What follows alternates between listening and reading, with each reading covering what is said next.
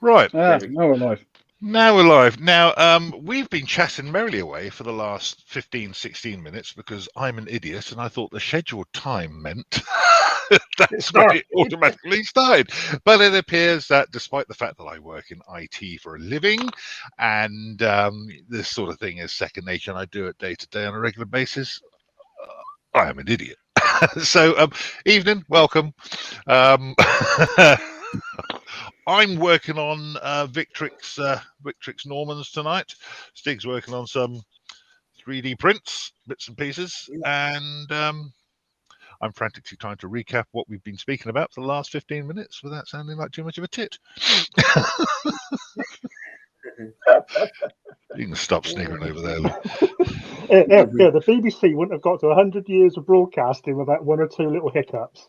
Well, now the BBC, some absolute uninteresting shit. Yes. So, yeah, we were, in an effort thinking we were entertaining our audience by talking about paints and things, started talking about, what is our go-to paint range. And I think the common consensus was Vallejo with a few other extra odds and sods, wasn't it, really? Yeah, pretty much. Yeah, I think so. Yeah. So apologies for everybody who's watching. There are a few people watching already, but like I say, I forgot to press the button that said go live. I thought it did it automatically. So everyone's making a mental note. Don't let Simon host next time.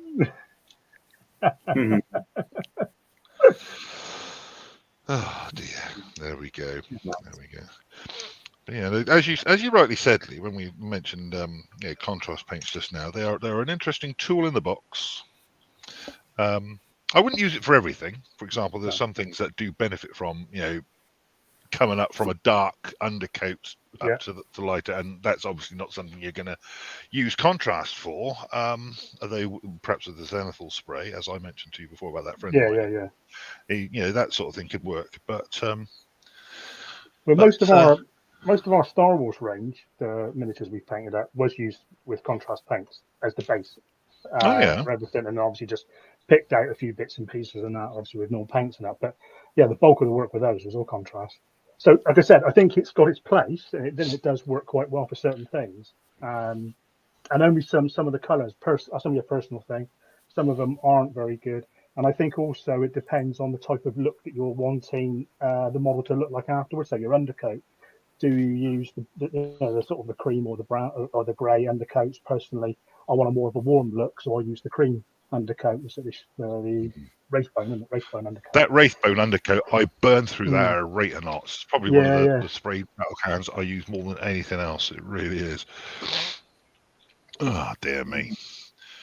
So what? But actually, that's an interesting thing. Actually, undercoats. Does anybody? I mean, quite a few people swear by like cheap Halfords primers and things like that. But you guys got any good stuff. Yeah, good stuff.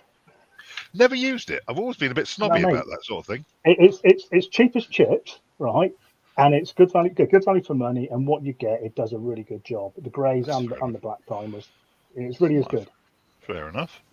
Yeah, I used to use Halfords a lot actually. But now I tend to actually brush prime everything. Oh, really? Yeah, I've been doing that for about 2 or 3 years now. I use any particular reason for that, or just personal preference? Well, I mean, sometimes I'm sort of disabled, so I have trouble actually getting to shops. Right, okay. And the Halfords here in Southampton has moved like 3 times in about 5 years, and where it is at the moment is actually quite annoying to get to. But I mean, I'm quite happy brush priming. I've never had any problems with it. Now, whether that would work with I'm not a big user. Well, I've never used contrast paint, so I don't know if my undercoating would be good enough because obviously you have to have a good coat of the light colour, don't you, for contrast paints to work. I tend to just use like a big brush and some Vallejo surface primer. I've got like 3 different colours: grey, black, and white, and it just depends on what I'm painting. And I just brush prime everything, and I also brush varnish everything as well. I use a lot of this stuff, same as you. That's right. Yeah, that's the stuff. Yeah. Use a lot of this. I brush it on because the weather's always so bad up here. It's hard to find a day where the wind's not blowing about 1,000 miles an hour. So yeah, I've got to brush prime stuff. But I've actually started using Halford's, not Halford's, so Humble brown. Oh, humble, yeah. So anything Dark Ages or anything like that, I undercoat everything brown. So it's just easier. So it saves a lot of painting. Yeah. What I do with that is like I think it's evening Jim. By the way, Jim's been able to join us. Evening. And what was I going to say? Yeah, and I think it was Stig on Point HQ when he was talking about painting some of his bolt action. He works up from black spray primer and then a heavy dry brush of burnt umber, the Vallejo burnt umber, and that you can use to then branch off onto a lot of dull browny sort of colours, or even like rusty basis for metal and so on. So that's a way forward on like, for example, I've been doing it with some Normans that I'm using as like late Norman Baron's War type stuff, and it's looking pretty effective. Yeah, so that's sorry about the late entry, by the way.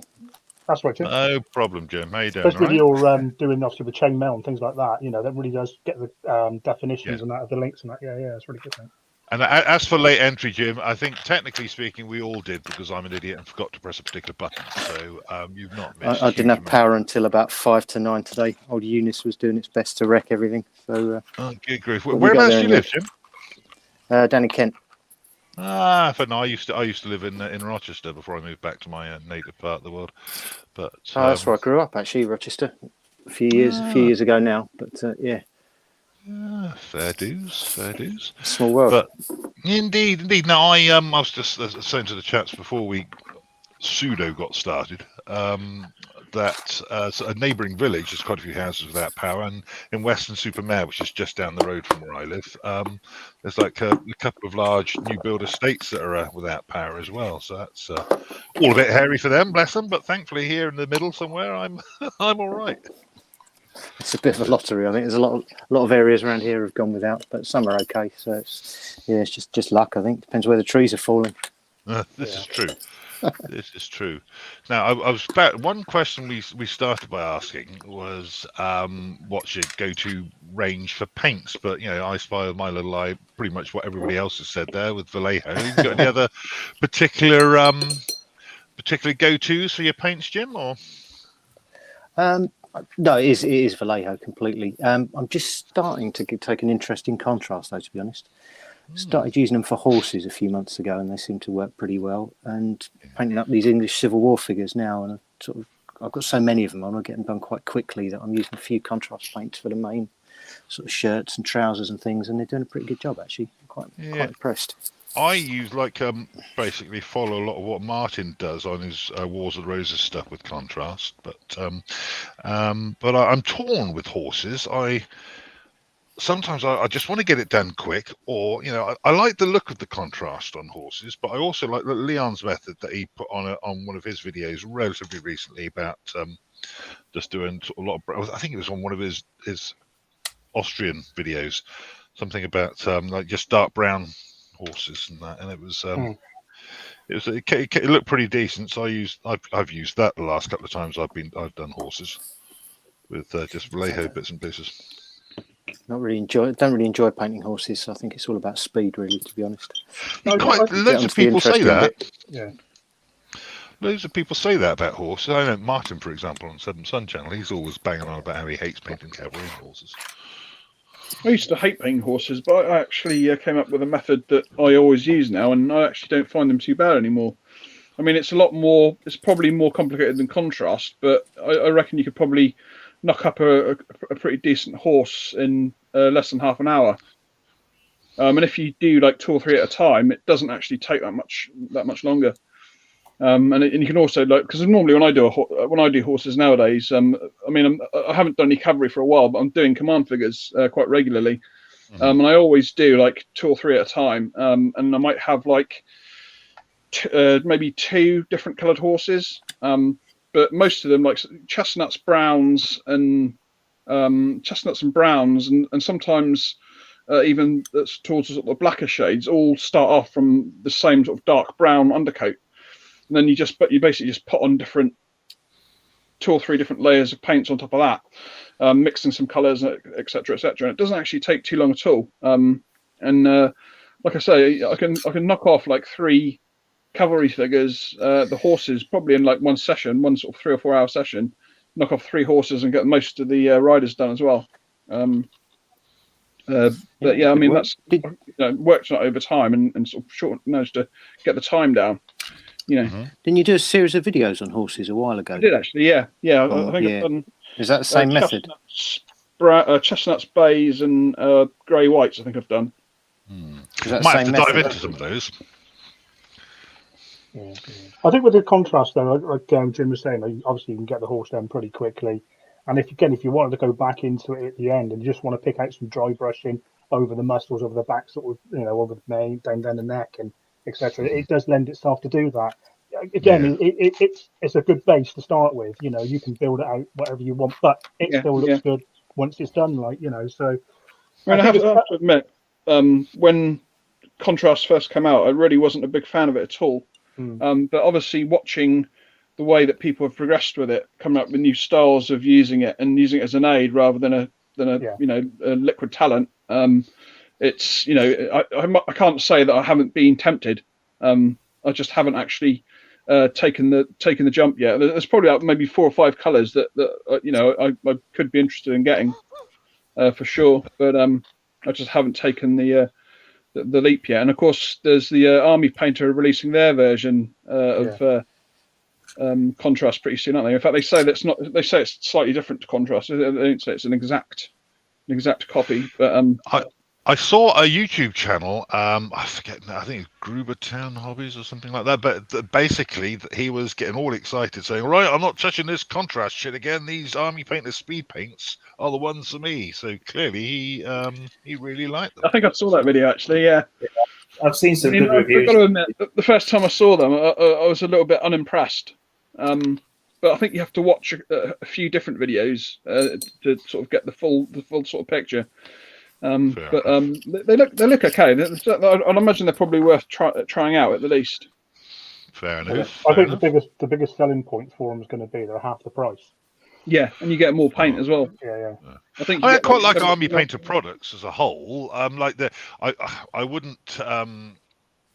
wouldn't piss on their black spray undercoat, but compared to others. But the color painters, the colored primers are pretty bloody good, actually. I mean, for example, I've got these what do you call it, the giants for the Sons of Behemoth, whatever they call them for Age of Sigmar, and that's the Army Painter Barbarian Flesh spray primer. No, I actually use the bottle Barbarian Flesh. Yeah, I do too, actually, and it's very good. It's very good indeed. But I find most of their paints are I find a lot of their paints are too liquidy, too runny, for my taste anyway. I know some people say thin your paints right down, but I have come across ones that are pretty watery. The only ones I've ever tried are the spray primers, and I've got the pot or the bottle of the Barbarian Flesh. And yesterday I went to my local games club / game store, the Games Bunker in Weston-super-Mare. If you're local, drop in. Sorry, I told Jim, my chap who runs it, I'd give him a big up. Get paid for that.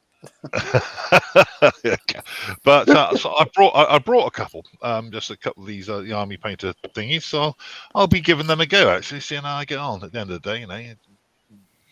I've never had any trouble with Barbarian Flesh. I've always been pretty lucky with that. Some of my blacks, because I sometimes get Army Painter black in as well. I seem to go through blacks at an incredible rate. So whenever I order a new black in, I normally get like a Vallejo one and an Army Painter one. And generally, I think maybe I've had like maybe 4 bottles, and maybe 2 of them have been on the watery side from Army Painter. But not too bad that you can't really use it. But definitely on the watery side. Fair enough. What about, has anybody ever used that Army Painter dip? The stuff that's like almost like furniture polish. Yeah, I did when it first came out, and like you said, it is just furniture polish. That's all it is. It's just varnish. It's just horrible. I actually got some pretty good results with it, to be honest. Do you remember seeing the advert or the video they did for it? They sort of got a pair of pliers, dipped it in the old pot, and then they shook Yeah. it like mad. I could always imagine the figures that were just flying off. Yeah, I mean, I did that the first couple of miniatures I used. I didn't shake it about, but I dipped them in the tin, and it's just too heavy, you know. So I just brushed it on. Yeah, I brushed it. I tried dipping it once, and it just it sort of ran down the model. I tried it on. You remember those old monopose Chaos Marines Games Workshop did in the 90s? There was like a monopose Corn Berserker and a Plague Marine. I did it on a Plague Marine. I spray painted it. I don't know why I had one of them in the bottom of the box. I thought I'll try this stuff, and I did the old dip it in, spray painted this thing white, and then dipped it in, and it looked all right apart from around the legs, the feet of the model. It was just like gloopy pool and that. So I just after that I just painted it on, and I think I painted a very large Vampire Count's army, all the skeletons and stuff, pretty damn quick. But I don't know. I'm not a huge fan. Not a huge fan. Yeah, it's not a method I'd use now, but at the time I thought it was pretty good. Yeah. I think there's better ways of doing it these days, but yeah. There's some sort of old school guys I know that paint like old metal Napoleonics and stuff, and they actually quite like the soft tone one, the lighter of the three colours, to give that sort of almost sepia tone tint and old school feel to their something like say connoisseur or elite miniatures Napoleonic models that they painted or something. Let's have a quick. Just looks so messy. Yeah, you're not wrong, and it bloody stinks as well. Yeah, and it's again, it's in those tins, isn't it? So it dries up. Yeah. Yes. That's what you do. Skin on it. Yes, no, I've found that with that it's not the longest lasting thing. You don't get as much bang for your buck as you do, say, out of things like Agrax Earthshade or something like that. If you're after, well, it's £25 a tin as well, or whatever. Is it really? Because I've not looked at the price of it for a long time. It was expensive, yeah. And I found that what was it now? Walnut wood stain from the department store or whatever. Exactly the same stuff. What wood stain? Sorry, did you say? Walnut. Walnut. Yeah, walnut wood stain. Exactly the same. So my missus occasionally. My missus occasionally takes an interest in the sort of models I'm painting. Looked at it and said, "God, that looks like that stuff I just stained the shed with." Yeah. When I had it, it stank to high heaven. It was a Sunday night. The kids were getting ready for bath before bedtime, sort of thing, because they were a lot younger then. And I was sat at the table trying out this stuff and waving Corn Berserkers around on the end of a pair of pliers, sort of thing. Yeah. So, image of domestic bliss. Oh, absolutely. Yeah, so army painter, I don't know about you, but I've only got a few of them that I've tried. It's got like a weird consistency to it. Yeah. It's not watery, but it's not thick either. It's like trying to paint something with PVA. Yeah. Okay, live experiment then. Here we go. This is where my camera falls off its stand. This is the alien purple, because I've got the purple spray can. I wanted to see how it matched for the... Give it a good shake. Let's see. What we like consistency-wise? If I could open the bloody bottle, that'd be good. I'd say that's pretty good consistency, not even slightly watery, just like a GW paint. Yeah, maybe it's just the ones I had. Yeah. I don't know. All right, that is. I find that Vallejo can be watery unless you shake them like a bastard before you try and open them. Yeah, you got to, yeah. Yeah, I've tried to add those metal balls to as many of my Vallejo paints as possible. Yeah, I do. Oh, stand by your beds, Martin. Some don't, but... Evening, Martin. Hello, mate. All right, Martin? Well, Evening. Not supposed to join your nomination, Martin. Yes, absolutely. Well done, that man.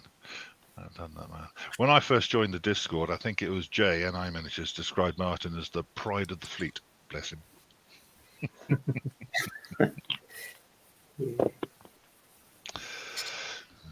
So, on the subject of painting, we've all been talking about, paint ranges and things we like, but tips? Say, for example, for I suppose it depends on. You can't just do a one size fits all, or many one size fits all tips. But yeah, for somebody new to the hobby, what would be the first things you tell them to think about paint wise? I think it depends on what they're going to paint, doesn't it? Really, what their interests are and everything else. You know, probably pick up a basic paint set first. That's always a good stepping stone.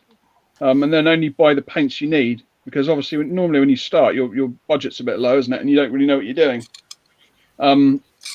Which was exactly the situation that I was in when I restarted. I basically was looking around for different paints, and I thought, well, that Vallejo set looks pretty cool. It's got all the sort of basic colours. I'll get that. And I can't remember exactly how much it was, but I think you got like 12 paints for not very much money, maybe like £25 or something like that. And it was a really good basis to sort of get yourself going. You had a flesh, black, browns, all the sort of basic colours. And then obviously when you, depending on what project you start, then you can buy specific paints, and you've just got that good sort of foundation to get you started without having without spending all your budget on paints and then having nothing to paint with, sort of thing, and having loads of colours you don't actually use. Yeah, that's fair enough, isn't it? Really, I suppose. But as you say, I mean, I was thinking about what could you offer somebody as generic advice. But as you probably rightly say, and as we were talking about things that are specifically good, or touched on things that are specifically good for specific periods just now, and Stig, when you mentioned something that you thought was good Dark Ages wise and so on. But I suppose it does depend, really. I mean, I'd say you can't go wrong with Vallejo if you're painting sort of like World War II stuff and that. There's so many sort of relatively modern military colours in there that you can't really go wrong for that. And obviously with stuff like bolt action, World War II was very popular, obviously. Yeah. If anything, with Vallejo, there's too many shades. You can sometimes get lost in it. How many shades of brown do you actually need? You know what I mean? And how many shades start with the words German camo? Yeah. German camo, black, brown, German camo, whatever. I'd say my top tip for starting painting is to get a decent lamp. Yes, very lighting. Much so. I think that's when I started getting my painting improved, is when I got a decent lamp and I could actually properly see what I was doing, rather than trying to paint with just a normal candle. Candle. Yeah. I was nearly doing that this evening. Yeah, get a decent lamp.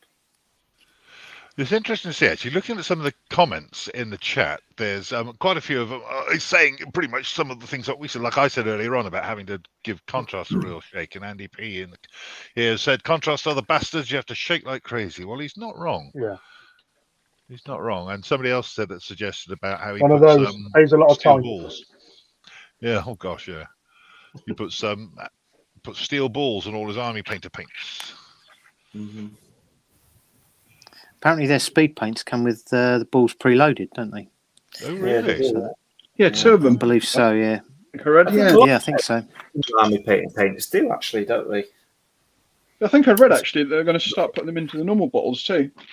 Yeah. Obviously, just one rather than two, but it's a good idea. Yeah, absolutely. I mean, going back to your point you were making then, Simon, about what would we recommend or anything, I think, as I said, most people, when they're getting into something new, whether it be Games Workshop, it could be Bolt Action, Flames of War, etc., whatever's a recognised game system, quite often a lot of the paraphernalia that they sell with it is how to paint miniatures and what paints to use, because they normally got a paint range that's designed for those models, Absolutely. I mean, at the end of the day, if you want to paint Imperial Fist Space Marines after a visit to Games Workshop, you're going to be buying yellow, aren't you? So, but perhaps not just specifically paints then, but just sort of painting advice. Things like Stig's suggestion about getting a decent lamp, and I couldn't agree more with that. But I'll add to that. There's many things in life you really get what you pay for, and brushes very definitely. Yeah. Obviously, I'm using crap ones here for doing this bit of terrain making, but I've got loads of the Artist Opus brushes down here.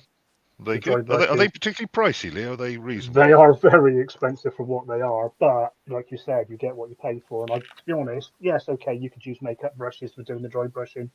But to be honest, we've not come across any issues with them and that. And they are, like you said, you get what you pay for. As long as you use the conditioner, we do use the conditioners a lot that come with them. That helps, keeps the bristles, keeps them malleable as well. So that's something that I would definitely advise. So yeah, no, that's something I need to look into. Actually, it's something I'm shamefully guilty of not doing. So I'd quite happily take anybody's recommendations of that sort of thing. Most definitely. I'm kind of the other end of the scale. I think. I don't think you have to spend a fortune on paintbrushes, as long as it's got a good tip on it. That's what it is. There's a lot of brushes. I use a lot of the Games Workshop brushes. Yep. Here, you and I are going to fall out.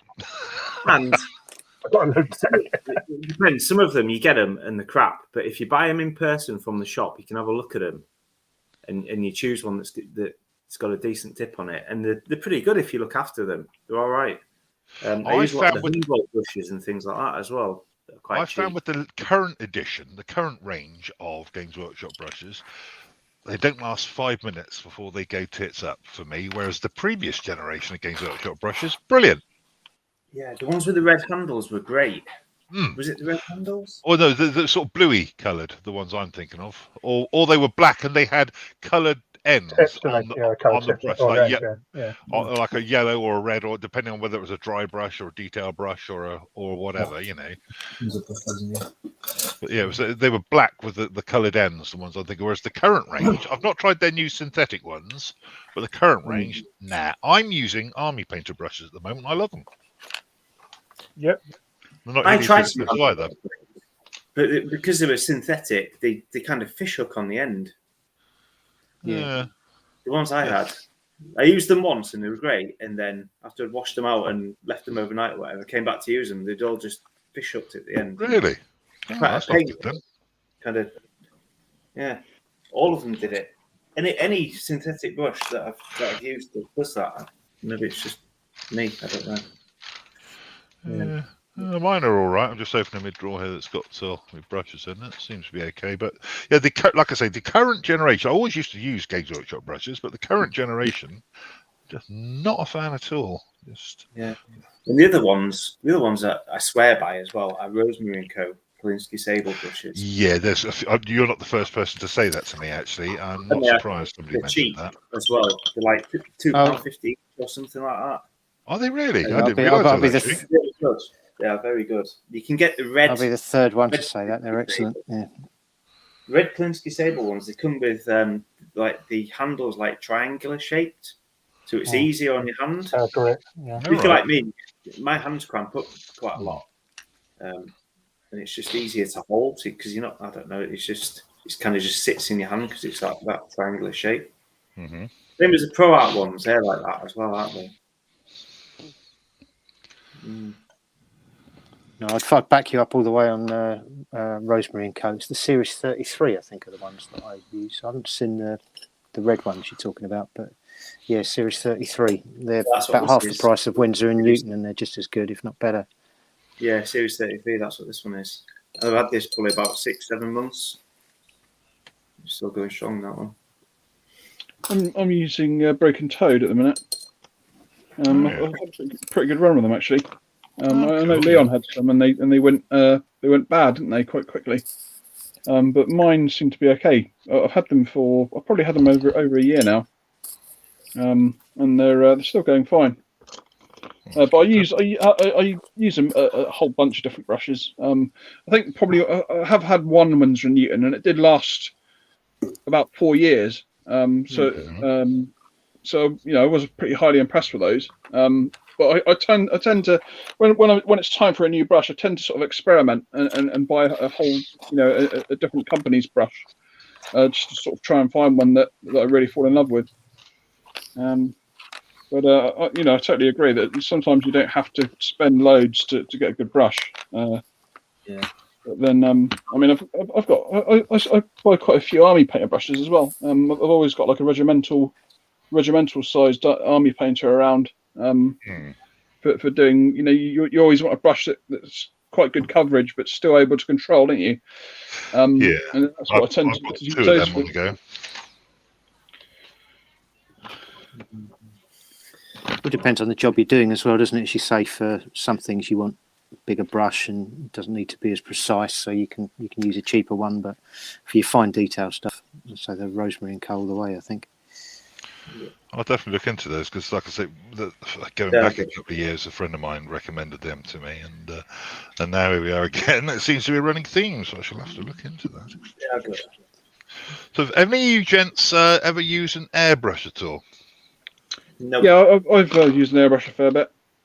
Mm-hmm. I tend not to use it for. I mean, some people use them for everything, don't they? But I find that they're really annoying to clean. So I tend to only use it for, like, you know, for camouflage or painting buildings and stuff like that. Now, I very rarely get it out for doing, you know, undercoating, for instance. I mean, theoretically, you could put that surface primer in an airbrush, but I find it so annoying to clean out that I just tend not to bother. So it doesn't get much use. I think if you're doing a big batch paint kind of thing with an airbrush would be good, like zenithal highlighting or undercoating, or very useful, very a big useful. batch of tanks, and you wanted to put some camo on them or something.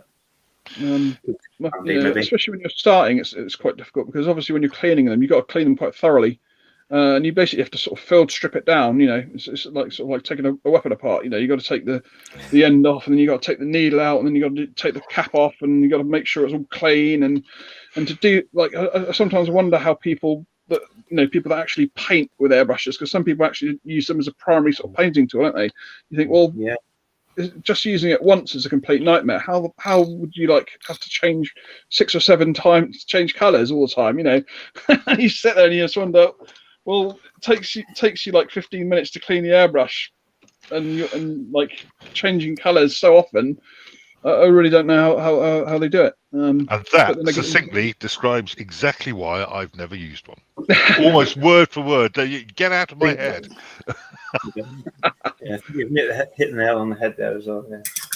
But if you do camouflage well, that's something that I definitely recommend them for. That's why I basically end up when I started Flames of War, which was the second thing I started after I got back into painting. I picked up an airbrush to do the camouflage in German tanks. That was what I originally sort of got it for.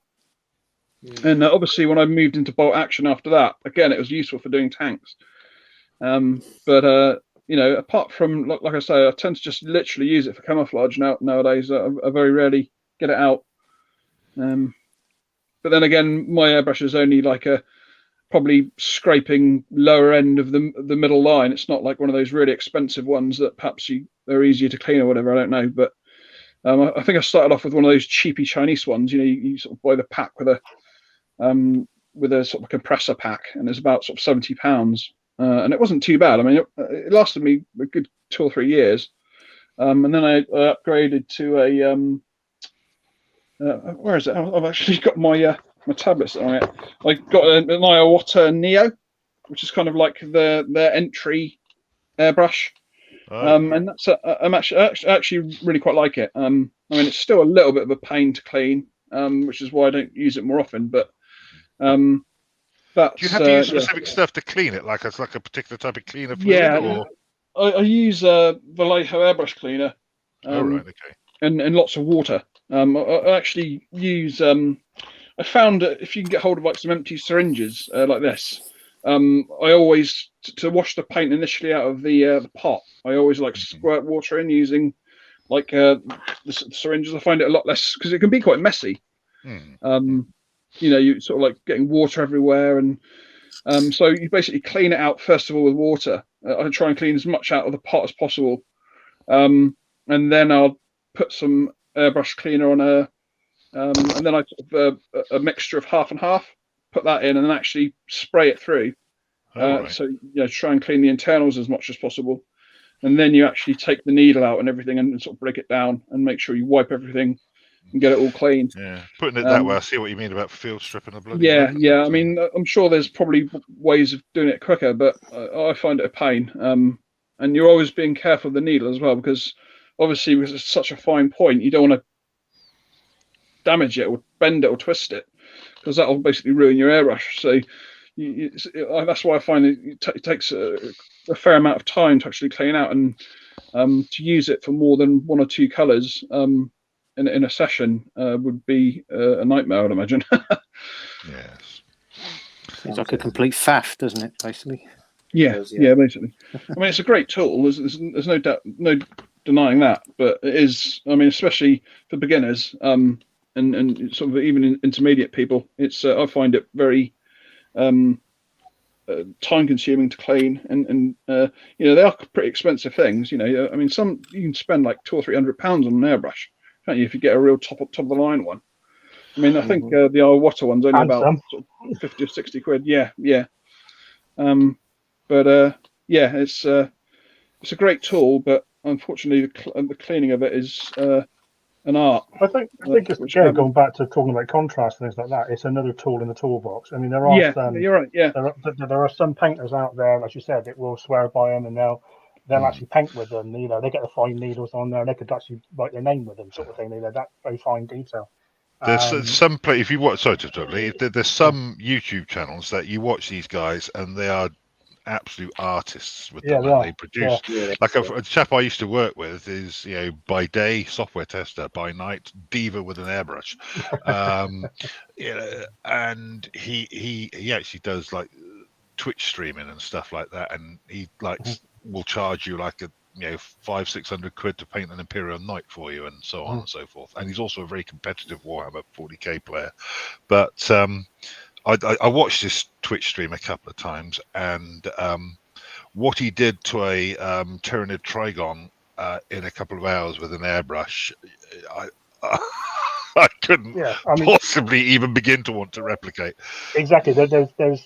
I mean, I couldn't use it for that. I mean, I use it just basically. Mel's better at using it than what I am. I mean, she can use it. I mean, I just use it for a bit of undercoat and a bit of Zenithal, or a bit of doing some terrain work. But I mean, they are another tool in the toolbox. But I think for the beginner, I don't think you need to worry about that yet. And I think most of the stuff out there, you can, like Anthony said, get the basic paint sets, sort of look at what game system you're playing, look at how they're doing it. The only thing I would say, out of all the companies, and I'm talking like the main running sort of games, the only company that doesn't really, I'm trying to think now before I sort of say anything, and that's Warlord. Out of all of Warlord's books, they don't really go into any sort of detail about painting their miniatures.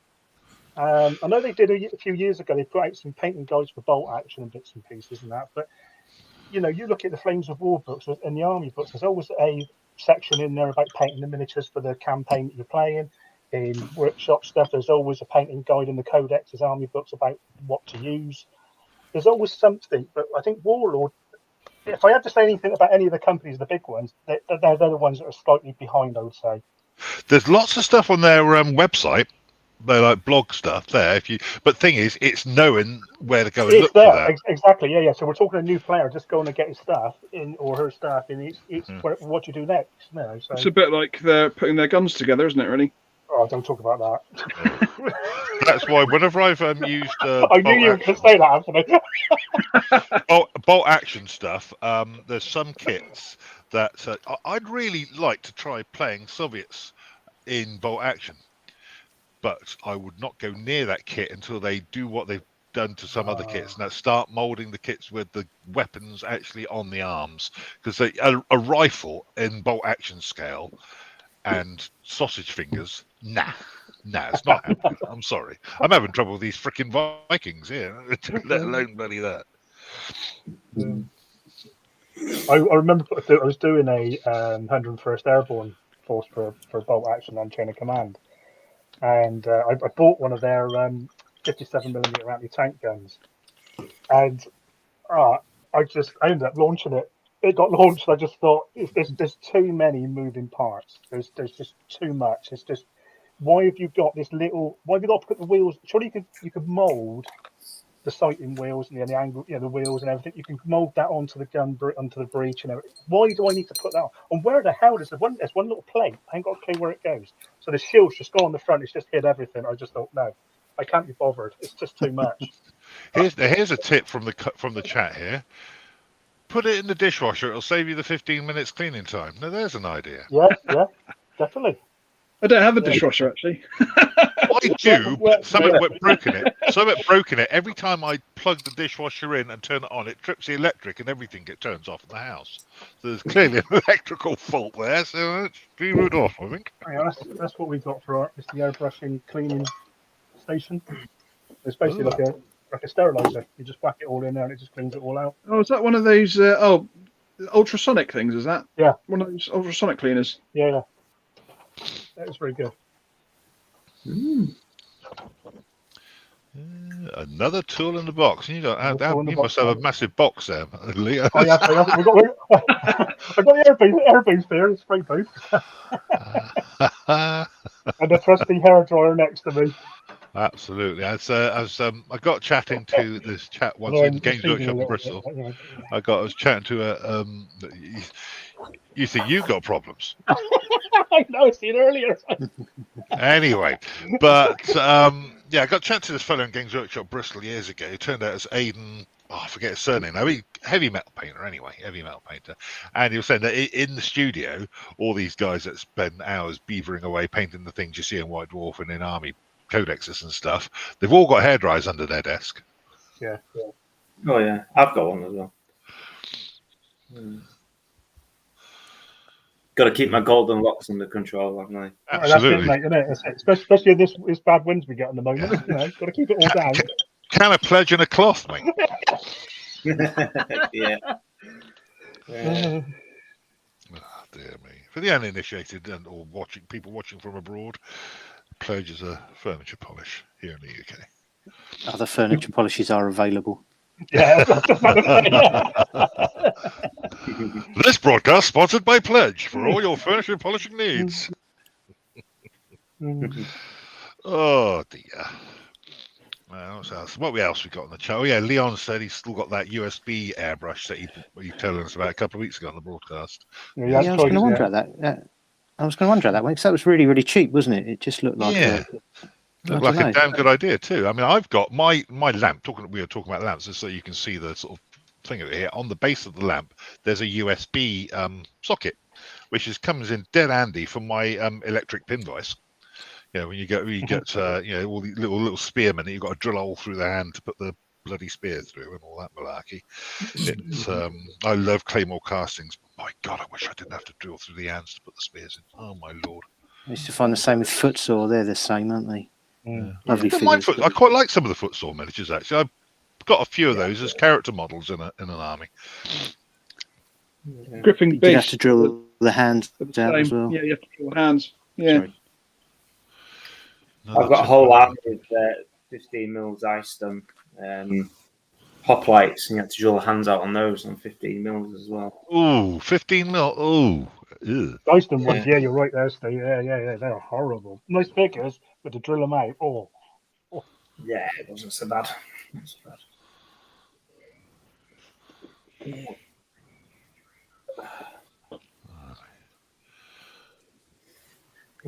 So going back to painting horses, we were talking about painting horses. Yes.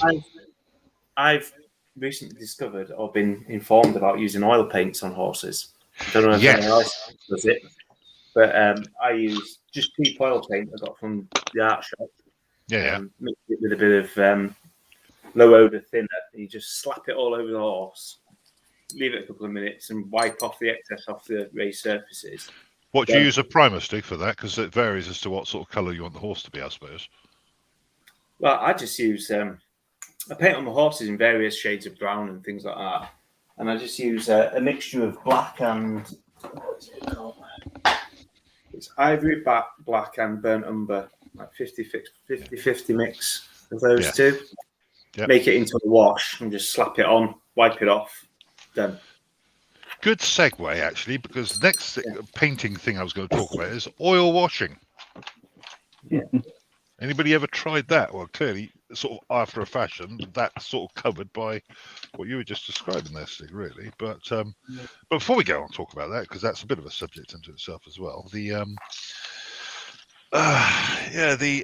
painting horses is with oils is it's been quite a bit old school, but it's looks very good. Yeah, works as well. If you try to get big armies on the table and you're not faffing about over each individual model, then just using oil paints. Yeah, got a few myself. That's what Nick Gaines was saying there in the chat there. He's just saying, like, some people who paint 40k could spend all day or more probably painting one figure. Yeah, you're quite right there, in a month or more. Yeah. I think people can get a bit bogged down, can't they, with painting? Yeah. Take ages and ages over each but individual. I'm constantly researching methods for speed painting things. Don't get me wrong, I like painting. I just want to I'm impatient. I want to get it done. It's like baking a cake. I want to sit and eat the cake. I don't want to bloody flap around, mix it in a bowl, and put it in the oven. Yeah. I do enjoy painting though. It's just sometimes I just quite often enjoy looking for speed painting methods. And there's one channel I often turn to, and it's where I first started seeing a lot of stuff about contrast paints for military historical wargaming stuff, and that's Sonic Sledgehammer. Yeah. Yes. Yeah. Good channel. Yeah. Good stuff. That. I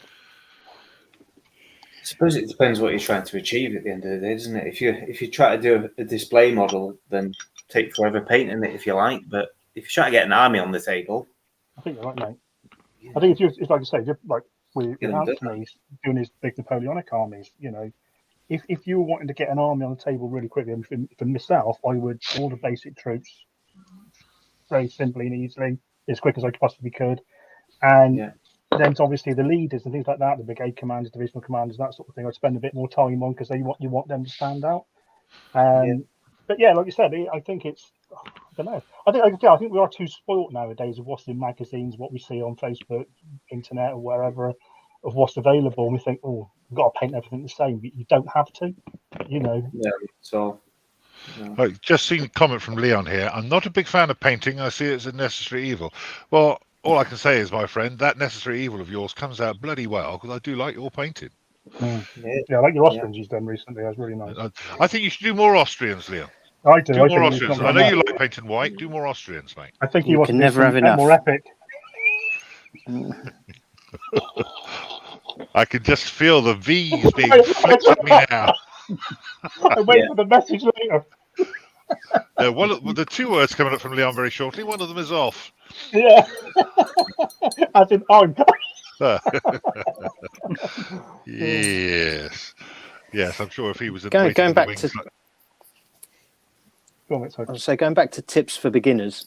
I think you were talking there about what you see in the magazines, and I think don't think you're going to do that straight away. Exactly that. Oh, that's. And I think that's part of the problem, though, isn't it? Because people believe that they think they can, and then you get some people that come into the hobby because they've seen some. We're talking Games Workshop for argument's sake.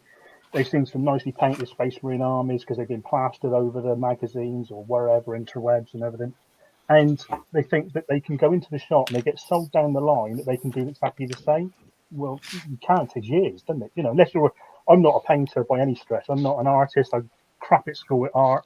I don't even understand the colour palette. So, I just put a paint colour on. If it looks right, that's good enough. It looks all right. Leon says definitely I've ordered a low ball yesterday. Excellent. Man. Get on with it. Actually, I think just for something really easy, paint more of those land snacks you did. They were lovely. I've got something on the queue. What's the order of more yesterday? Epic or more Austrians? Oh, the world's waiting, Leon. Go on, Leon. What you got? We need to know. We need to know. Austrians.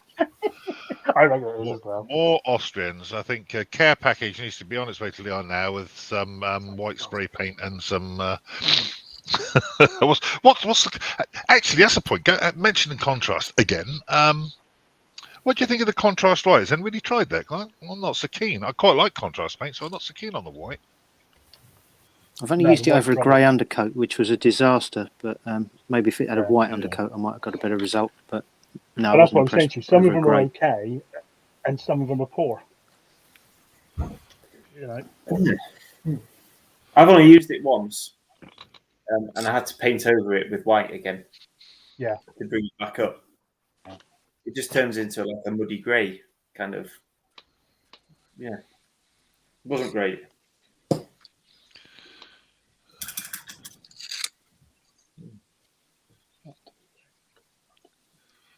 Yeah, I think Nick. possibly the undercoat is important with it.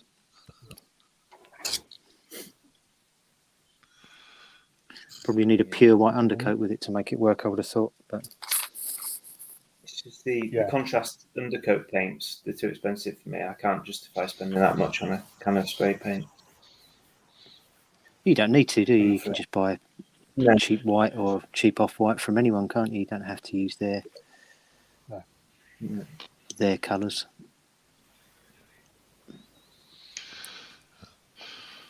Yeah, that's but you should have mentioned the oil painting horses. I've seen a few, people, a couple of which are like older gamers that have been gaming for years, and I've always done it this way, and blah blah blah. And it's something that I used to be aware of, although I didn't do it myself. And I saw the results of those people that did the painting horses and oils. But it seems to be coming back into vogue, actually, Rich. I don't know whether that's an offshoot of the sort of oil washes, painting in a grimdark style has had, and people started going back to the old ways of doing things, or what, really. But it's something I certainly intend to try. Yeah, I'm the same as you. I've seen people like doing it in magazines and on YouTube videos and stuff like that. I thought, you know what, I'm just going to give it a go, and it actually works really well. Quite surprising just how easy it is. It does. It does indeed. What was I going to say? I quite like the oil washing technique. Going off on a tangent on that. I tried it a couple of times. I had some odds and sods Space Marines lying around. Nothing that I was going to embark on a huge new project with. But I just thought I'd try it. And I quite like the results, actually. So much so that a friend of mine who was sat on a very large Death Guard army, he had started doing it in sort of like heresy colours, so the sort of like off-white with green accent colours. And he base coated everything, and he was sat there looking at this great big army thinking, oh shit, I could do weathering on a load of models. And I said, well, let's have a go at the oil washing. So I'm going to go do that for him next week, because he's on half term. He's a teacher and lives locally, so I'll have a go at that for him next week to see how we get on. That'd be interesting to see how you get on. Yeah, it looks all right, actually. It's I tried one model and it looks okay, so hopefully it'll go all right. But the other thing I was thinking of trying it on is, you're talking about that Dark Age stuff earlier on, Stig, and how like it benefits from like either, like we were both describing, like a brown undercoat or dry brush up from brown up into something else, or possibly using a sort of a burnt umber style or chestnutty style oil wash on. Yeah, I think that would work. Yeah. The method for taking the oil off of the raised areas, it was a real sort of trial and error thing. I just used some cheap crappy plastic Space Marines I had. First attempt was, I realized you really got to put a bit of varnish on the base coat of your model before you put the oil wash on, or otherwise you end up taking half the paint off. Secondly, the first way of taking stuff off I'd seen was using like a cotton bud or a Q-tip. Yeah. And I found that left little strands of cotton fiber all over the bastard thing. Yeah, same. So I just use kitchen roll now, and I just roll it up and get a small part, like that. Right, yeah. As long as you don't press too hard, because you will rub the paint off. Yes, that's what I do. Because like you say, you end up with loads of little fibres stuck all over them, don't you? Yeah, I thought, right, I'm going to try this grimdark painting style thing just to see if I can do it. Not necessarily because I want to paint a whole army of Space Marines or anything. And all the prescribed methods are saying, oil wash, blah blah blah, Q-tip, wipe it off. And like I said, it looked nice, but when you really looked at it closely, not at table 3 feet length, it was all these bloody little fibres, and I was fanning around with a pair of tweezers like some bird plucking her eyebrows or something, getting the damn stuff off. It's all right though. I might try using a bit of sponge or something. Yeah, one thing I was going to say, a friend of mine who paints sort of Games Workshop stuff exclusively, but does it professionally, he uses wet wipes. Oh, that might be worth trying, yeah. Does a light spray of Humbrol gloss varnish, and then once that's fully cured overnight, he'll do his oil wash, and then wipe off the highlights with the raised areas with a wet wipe, and then anti-shine, Army Painter anti-shine varnish on top. looks the biz. Actually, he's painted some really nice Stormcast for Age of Sigmar, and they look the business. He was painting it as a commission for someone. They look the bloody business, actually. To be fair. Cool. Yeah. I think one of the things with painting is not to get set in your ways, isn't it? And if you want to improve as a you've got to keep trying different things. Absolutely. Techniques. Every day is a school day. Yeah. I know a lot of people, this is where I've always painted, so this is where I'm going to continue painting.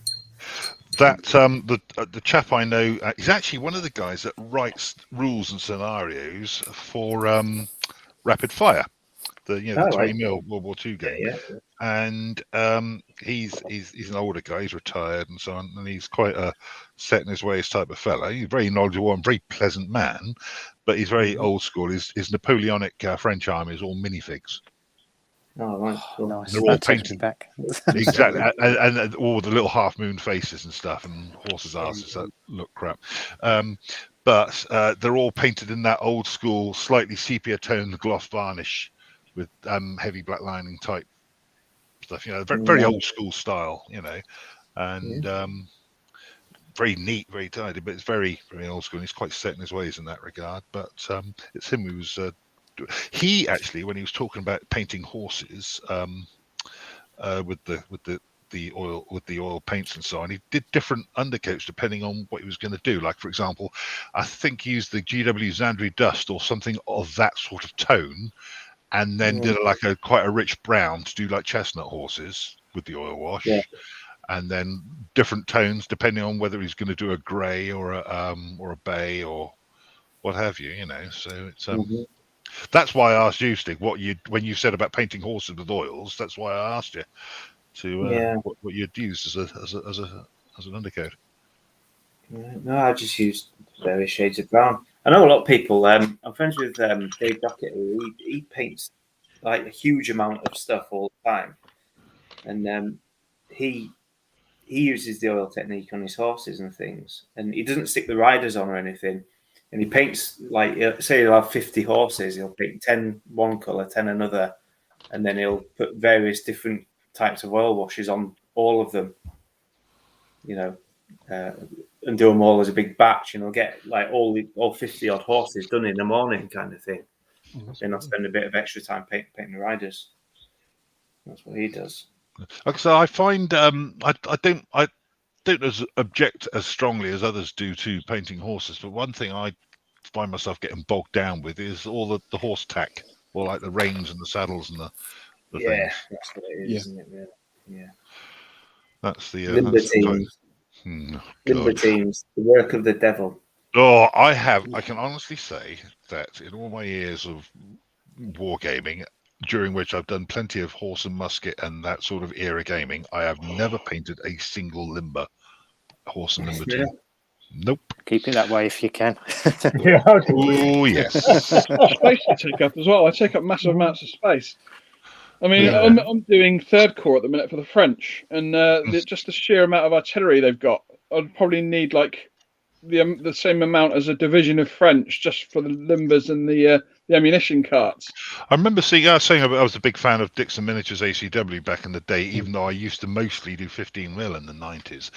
And I was browsing their stall at a Selwig or something like that, one of those sort of London-based war games conventions years ago, and the ACW horse and limber team was massive. Yeah, it was like a foot-long subway or something like that, for God's sake. Yeah, I think they some look of them great when they're done. Don't they? Well, they do, but Takes up too much room. Here's a comment from Leon that sums up what a lot of people say. Yeah, I agree. Yeah. I personally have never sucked a giant monkey ball. No. How many beers have you had tonight, Leon? I tell you what, as you discovered yourself last week, Lee, when I was AWOL last week. I think after having helped my brother out, and then I got back home, and me, my son, and our mutual best mate Nick, who lives around the corner, caned a bottle of Jim Beam whilst watching episodes of Magnum. And then when I messaged you or you messaged me at Lord knows what time of night, and I was absolutely fucking trolleyed. Oh dear. Pardon my language. Yes, actually, looking at some of these comments, acceptable, isn't it? Absolutely. Actually, that's a total diversion away from gaming and stuff. The number of euphemisms for being drunk that exists is quite phenomenal, really. I used to mates with a Welsh fella called Hugh years ago, that male nurse. In fact, he was one of the two male nurses amongst this group of student nurses I used to know, and he top lad he was. And he used to say, oh, I was absolutely trousered last night, and he was. Absolutely trousered was his expression. But there's so many different euphemisms for that, isn't there? Yeah, somebody else agreed with what I said earlier on. The eccentric man in chat, Troy, the Sonic Sledgehammer is my go-to for painting videos. Heartily agree, sir. Like his videos a lot. Although, of course, if you want to go for some advice about Austrians, there's only one place to go. Clearly. Yeah, definitely. Absolutely. That was actually one of the first videos I found when I started, got back in the hobby a few years ago. I was painting 15mm Austrians, and I found Leon's How to Paint Austrians video. And that's what kind of made me realise all this whole YouTube thing existed. So, yeah. One thing I want to know about Sonic Sledgehammer is, are any of his videos not very special how I paint things? I think they're all very special, aren't they? Absolutely. Not that I've got a problem with him introducing his videos like that, but it just seems that everyone, hi and welcome to a very special How I Paint Things.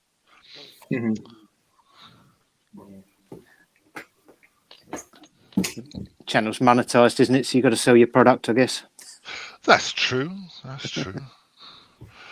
I wonder how much money you actually make off monetizing a channel. I remember reading them, what was it, those ASMR or whatever it's called videos. There's one, there was sort of an interview with this Russian bird that did it, and she's got like Gordon's how many million subscribers, and she is minted, and that's what she does for a living. I just imagined it'd be like a couple of pence a year or something. I think at our sort of level, if you've got 1,000 subs or something and a few hundred views each time, that's probably about right. But I think you get if like you're one of these mega channels per view video. I think on YouTube. Right. I think it's like 18 to 29 cents a video, depending on how many subscribers you got. Right. Is there like different levels, like for like 10,000 subscribers and above, or 100,000? Yeah, I'm not sure how exactly the subscribers amount comes into it, but I was just out of interest. I mean, I was just watching a video the other day, and I just thought, these guys produce like 2 or 3 minute videos a day, and they all had about sort of 4,500 views, and I thought, how much money must these guys be making? And I just like an internet search, and it said like, yeah, it only went into sort of like the sort of what you get per view, and not into the sort of the other. I don't know if subscribers comes into it, but I presume the more subscribers you get, the more views you're going to get. So perhaps that comes into it that way. But they were. Leon's just said he gets between 20 and 25 quid a month. Oh. Does that work out with the amount of views he gets? I don't know, but we all need to paint more Austrians, clearly. That's it, yeah. That's where it's at.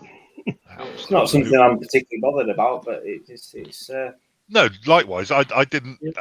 My journey into this started with what are we now? 20, so yeah. So when are we? Yeah, 2020, May 2020. I was sat when I just started getting back into painting historicals. I've been primarily a Games Workshop gamer for a few years, and it was one of the Maybank holidays, and I sat.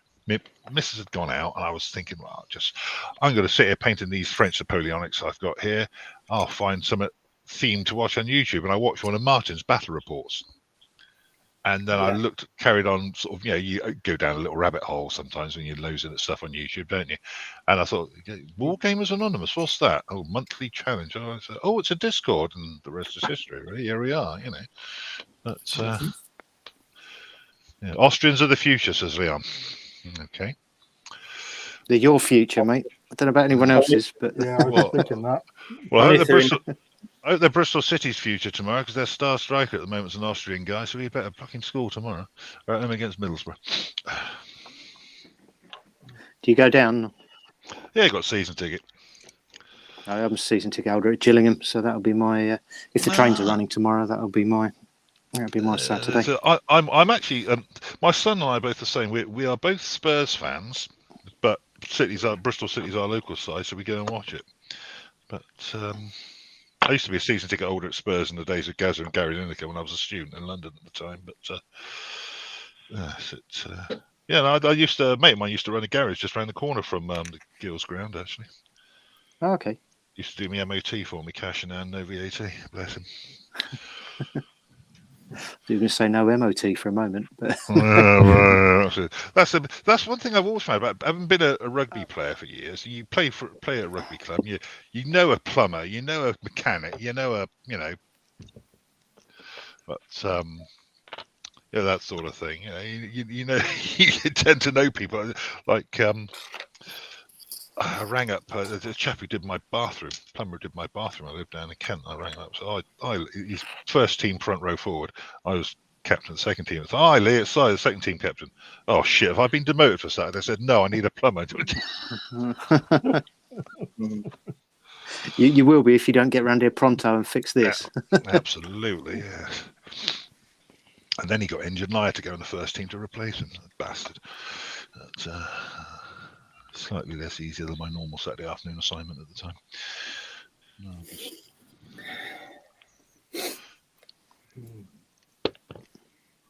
Oh dear, what was I going to say? There was something else I was going to say. That was one of those little nuances of painting and painting advice and things. And I completely forgot what it was. I'm obviously having a bit of a senior moment. Any other tips, regardless of whether it's for beginners or seasoned pros alike, that you'd hand out? You think, chaps? Making your own washes. There you go. Now that's quite popular. I'm not scared of it per se. I just wouldn't know how to really start. Right. So you guys, I've never tried it myself. I have seen people do it. I think that's very clever, but I don't know if I'd do it myself. I mean, some people use like window cleaner, don't they? Windex or something. There's really? there's one. Yeah. I think it's Midwinter Gaming. So he does mostly Games Workshop related stuff, but there's quite a few bits. It's an interesting channel anyway. There's a few interesting techniques on there that I've used for a couple of bits and bobs I've commission painted for people, and he was talking about his homemade wash. And there's a few different tips for that sort of thing doing the rounds actually. So what I've done is I've made like this black wash here that's in this old jar, and it's 50% that. Oh, what's the pledge? What ink is that? Yeah. Good grief! What's the consistency of that like, Stig? What's the consistency? Half of it's from a head and half of it's from a wash. Yeah. What's the consistency of that stuff like? Is it quite viscous or? Yeah, it's like milk. Fair enough. Okay. Yeah, and it's like a floor polish. So it's like really high gloss floor polish. Okay. So 50% that, 50% water, and then I put Indian ink in there, just a couple of drops of Indian ink, and it acts like a wash, really. Yeah, it's similar to like the army painter dip, really. Oh, like right, okay. Army painter dip, but it's water. You can clean your brushes with water and stuff. It works quite well. And I've got the the brown version. Yes, but I've used that. Do you know you get the Vallejo?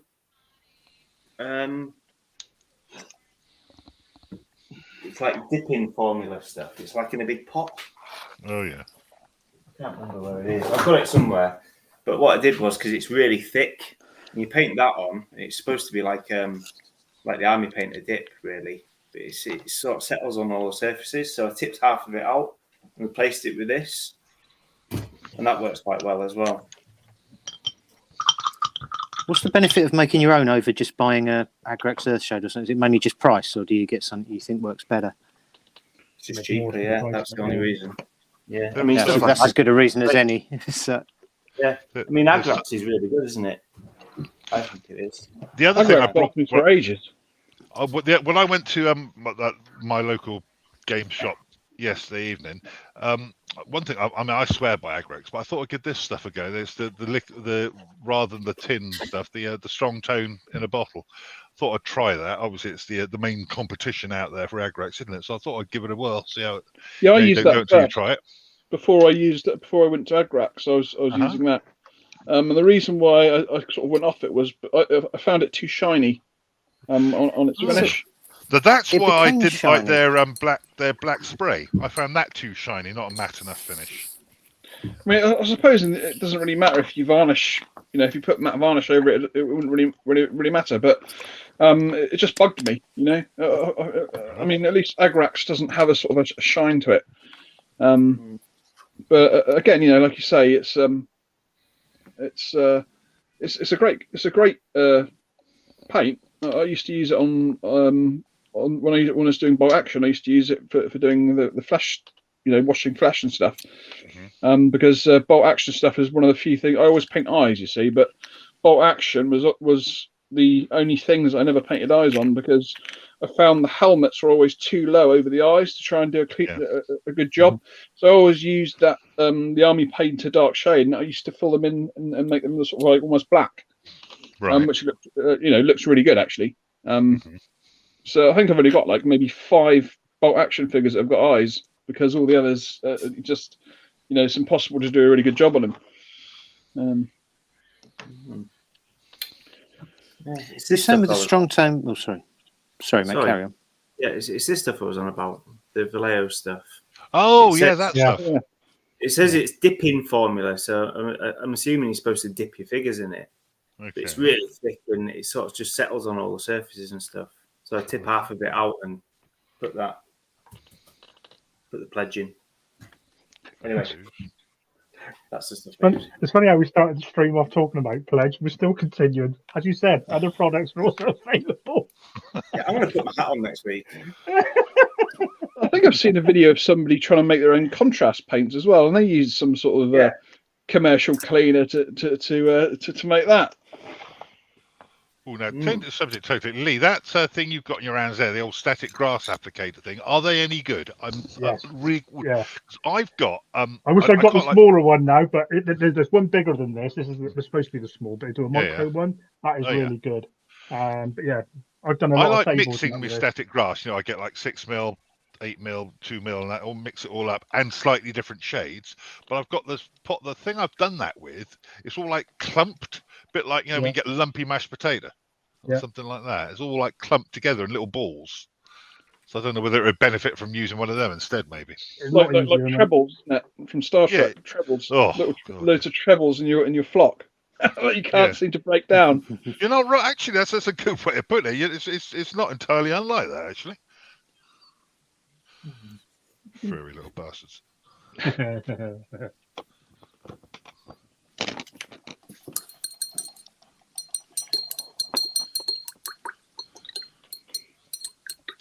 Anything else in the chat? What we got here? Austrians of the future, says Leon. Undercoat your minis in the main colour. It saves a lot of time, says Leon. Yeah. Yeah, that's a good tip. I did a load of Austrians myself last year, and that was pretty much what I did. Got one of the army paint out of skeleton bone or something like that, and undercoated it with that, and it was just a wash over the top and a bit of a highlight, and you're away. It saved a lot of time. Indeed. That's certainly the way I'd go if I was painting Austrians. But you know, who does that? Well, I was sensible. I did a force for sharp practice, which means you only need to do 100 figures tops. But try and do an army for black powder or something. It's a lifelong project, isn't it? I did a huge as Leon's discovering. And yours look really good actually on the bases, the way you based them, and they look fantastic. I undercoat them all black because I'm a madman.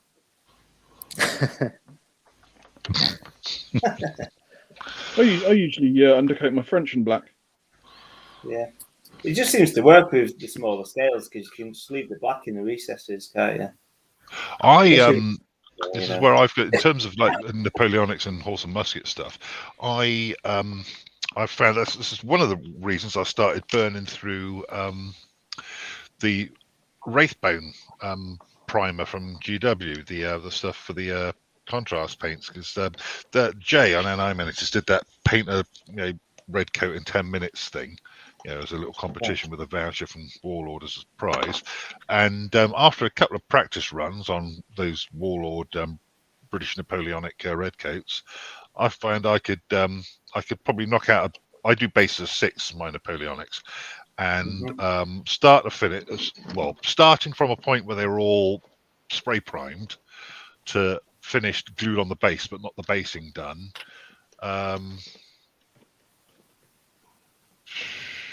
Just shy of an hour. Yeah, that's not bad, is it? And I didn't sort of like burn through entire battalions at a time. I just thought, how quickly can I do a whole base worth rather than just this 1 in 10 minutes thing?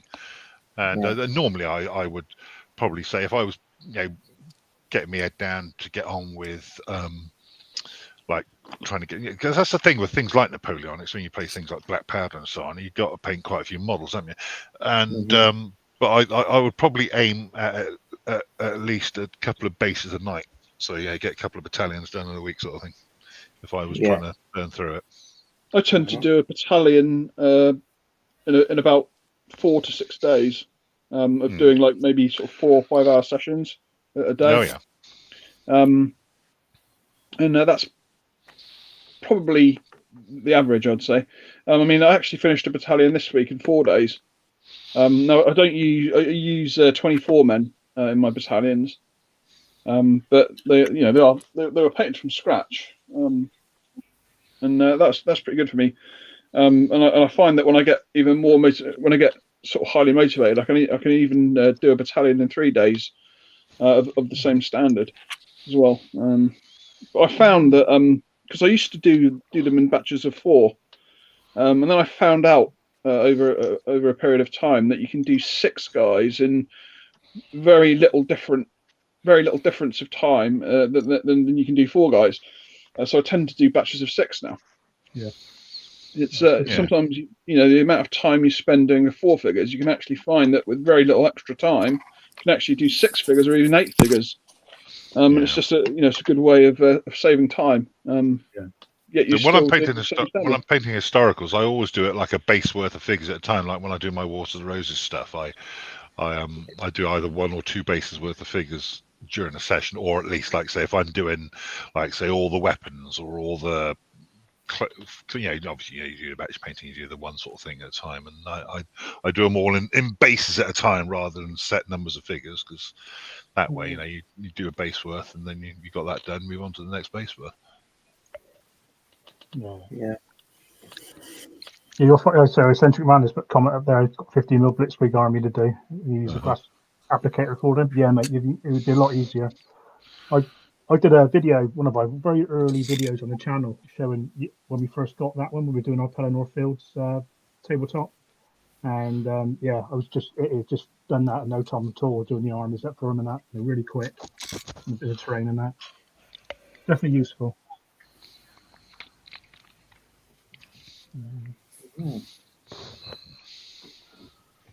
What about painting buildings? What do you guys do for painting like MDF buildings or whatever? Because they can be a pain to paint, can't they? Good tip from MDF buildings, right? Is that if you've got your wife's hairspray, if you haven't got any varnish, matte varnish to hand, get your wife's hairspray and spray it first, and then do your undercoat. Before you undercoat, I've heard to use hairspray, but I wasn't sure at what stage. Yeah. Okay. Before you specifically for MDF buildings? Yeah. So it forms a barrier across, obviously, on top of the wood, so it stops obviously it being so porous and soaks all the painting. Does it stop warping then? Does it, Lee? Sorry, mate. Does that stop the warping? What it will do is you won't stop the warping, mate. But what it will do is, I say, it will just help your paint stick to the surface, because otherwise, because you've been MDS very porous and that, so all your paint will just suck straight in. You'll be painting it for days, just keep putting layers on and that. Yeah. And hairspray is a good alternative. I remember seeing a video once where the guy used graffiti paint to spray his MDF buildings. Yeah. And I've actually got some graffiti paint I picked up. And I've got to admit, I mean, you get a can like this, and this was like £2.84 for this can, and it's acrylic. I haven't actually tried it yet, but apparently you can spray this onto MDF and just straight up. And so perhaps it's like a better consistency than normal acrylic paint, but it's supposed to you're supposed to just do like one coat and it's on there, sort of thing. Yeah. But I haven't actually, because I brought a mixture of browns. I haven't actually had a building that's been brown to actually try it on. One paint that GW used to do that I missed, they very briefly did a textured spray paint years ago. Yeah, and that was actually quite good. Yeah, just imagine the nozzle getting bunged up with something like that. Yeah, indeed. But what I do, I don't, to be honest, I'm a bit of a snob, I very rarely do the MDF type stuff. But was it on the first or second one of these? I had some resin terrain piece I showed you guys on camera. I can't remember, but whatever. Second, but no, one, right? yeah. So I use a very thin down thing of PVA and some fine beach sand as a first coat before I prime with MDF stuff. And I say, when I do MDF stuff, I've only painted 3 MDF buildings in my entire life.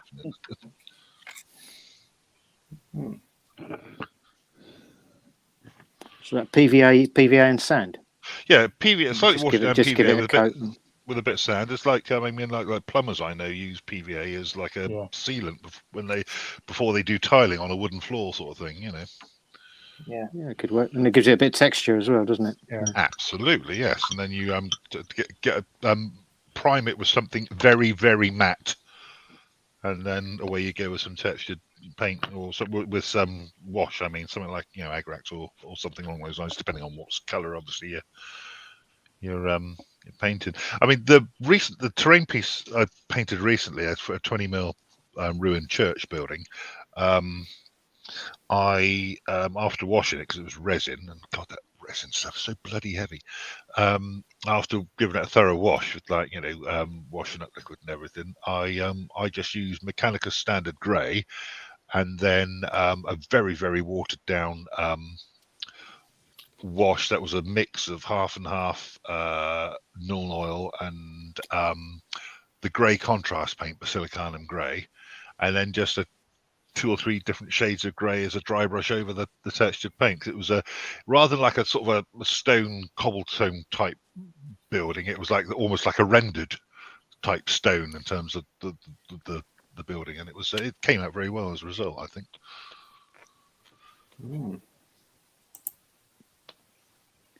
Yeah, see, I've never really got. I don't know. I've not got much appetite for doing terrain. Certainly not buildings.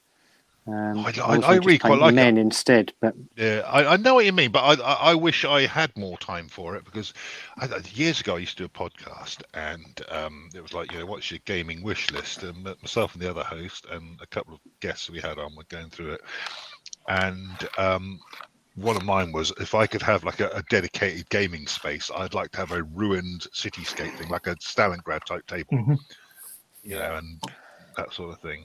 I love the look of it, and I wish I had more time to do it.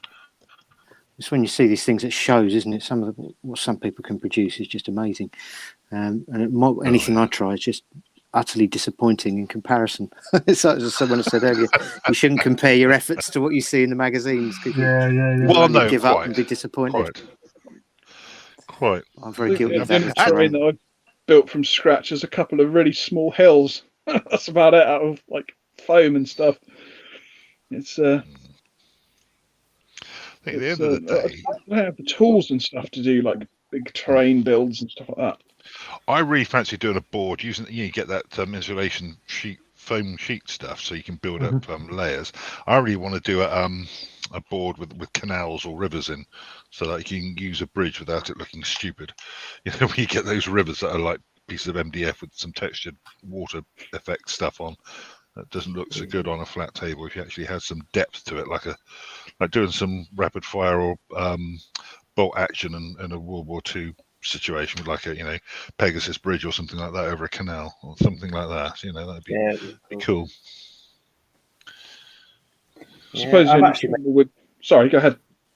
No, I was just going to say I've actually scratch built quite a lot of terrain, and it's easier than it looks, really. I have as well. Well, not a lot, but whenever I have done it, I've found it really enjoyable. Yeah, I found it really enjoyable. Just sit there and make an absolute mess with polystyrene bits everywhere. And yeah, no, it's good.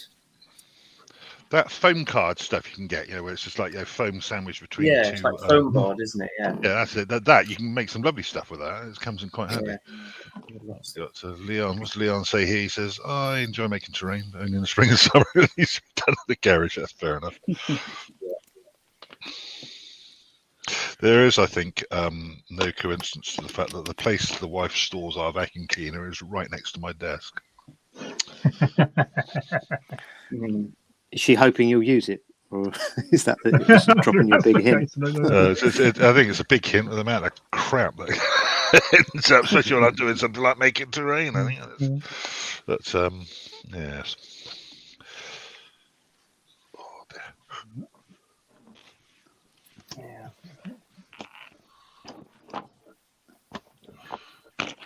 What's that you're working on there, Jim? Sorry, I've just been nosy there. Yeah, no, it's fine. I've got one camera, so fair game. Scott's Covenanters for the English Civil War, sort of new project I've just started on.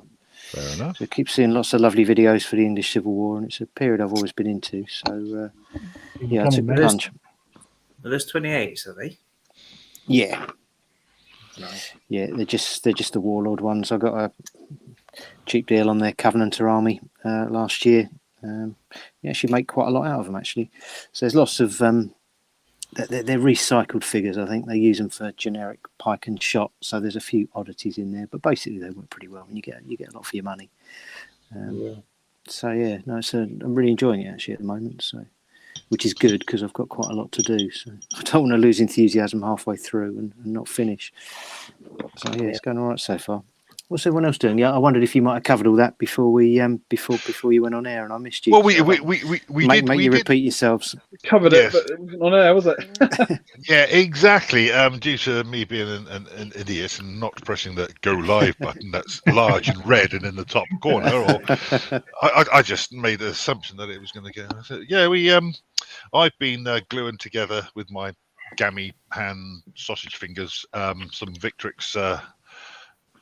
Victrix Vikings, and everybody else has been cracking on with various things. I think that French guns. Oh yes. Yeah. And I've done a fair amount on the old crew as well so far. They're kind of getting on for having all their base colours done. Fair dues. Getting there. But I tend to actually not paint that much in the late evenings. I tend to paint during the day.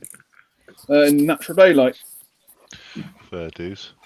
I quite often paint in the evening simply because in the latter part of the week, my wife has a second part-time job that often has her work in evenings. So once I get all the cooking tea done and tidied away, I can sit here unmolested by can you do X, Y, and Z and and crack on with it. Either that, or as is the case tonight, my wife and daughter in the next room watching something I'm not even remotely interested in on the television, so I can sit in here and crack on with this.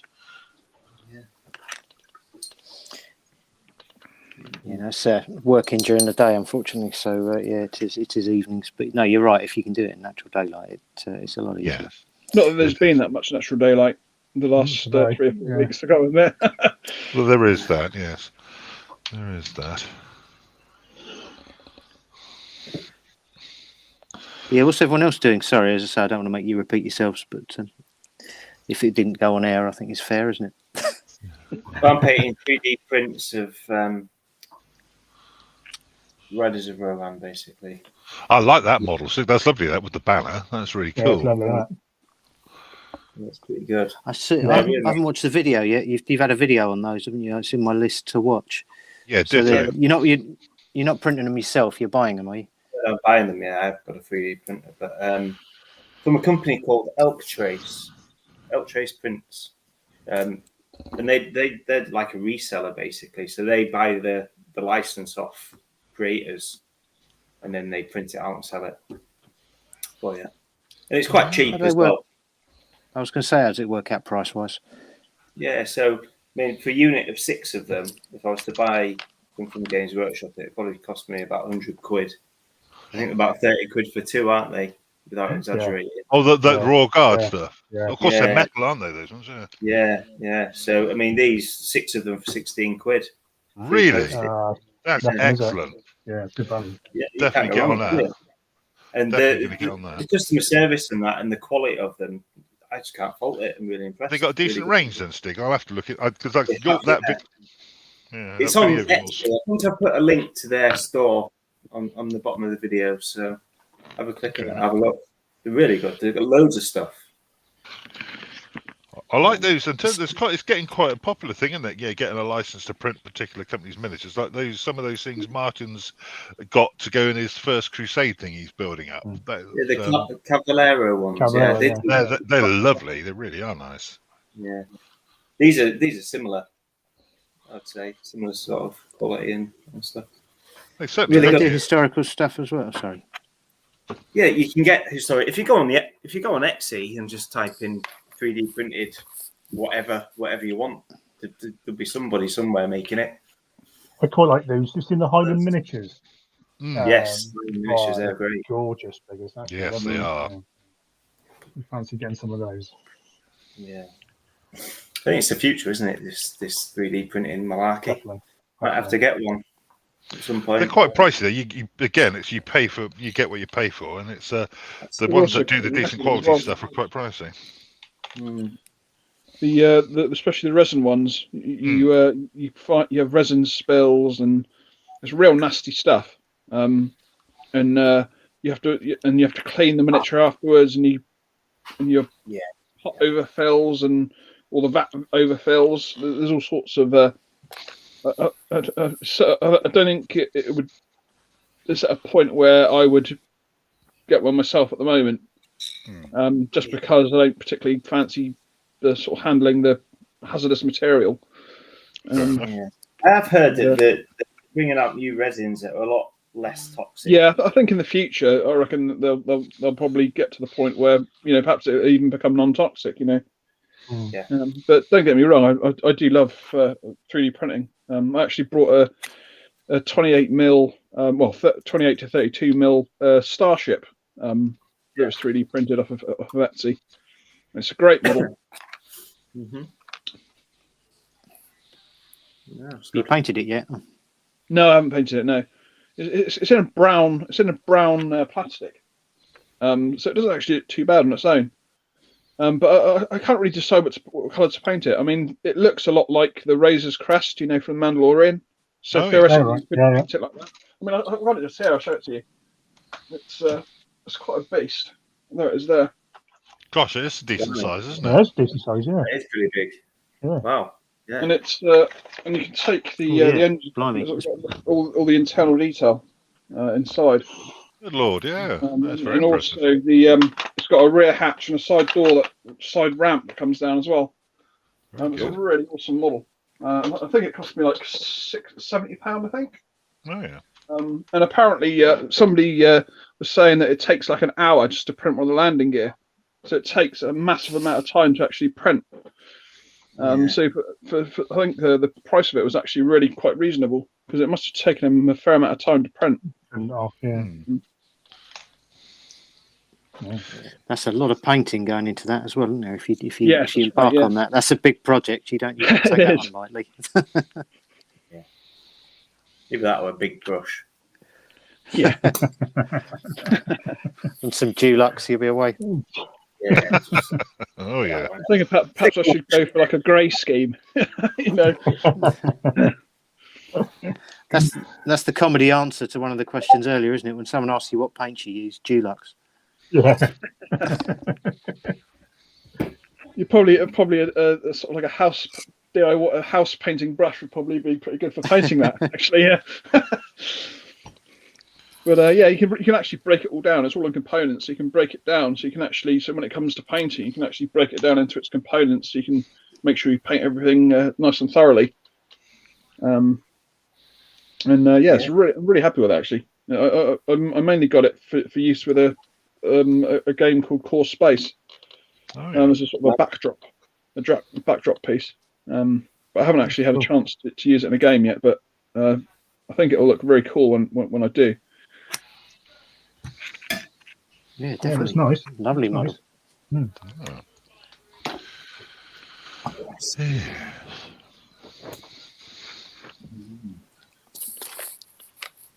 One thing I should say to anybody who is watching and so on, that I think we'd all agree that we're all quite open to suggestions to sort of yes, we had painting in air quotes as a topic tonight, but we've all wandered off the piste a little to a certain extent. But at the end of the day, it has been sort of the sort of underlying discussion point. So yeah, if anybody who is watching has got an idea that they think, oh, why don't we have a discussion about that, then obviously let us know, isn't it? Yeah. Stay off politics, religion. Yes. Absolutely. Non-controversial subjects only. That's Wargaming out the way then. Absolutely. I'm sorry, the rumours that we're getting Henry Cavill to come on to talk about his Warhammer addiction are totally unfounded, sadly. My wife told me all about that the other day, actually. She'd read an article somewhere about it. It must be something I didn't know. And then, he's very into it, apparently. He's out the closet as well, isn't he? He's very open about it. And Graham Norton took the mick out of him a little bit on his show. And there was a massive nerd rage backlash on social media. How dare you take the mickey out of Henry Cavill, like? Yeah, absolutely. I bet it doesn't stop him getting the ladies either. No, I bet it doesn't. Hi, do you want to come and see my models? Yes, absolutely. Deary me. Yes, no, I think you've got to wear a cape though. Well, yeah, whatever turns you on.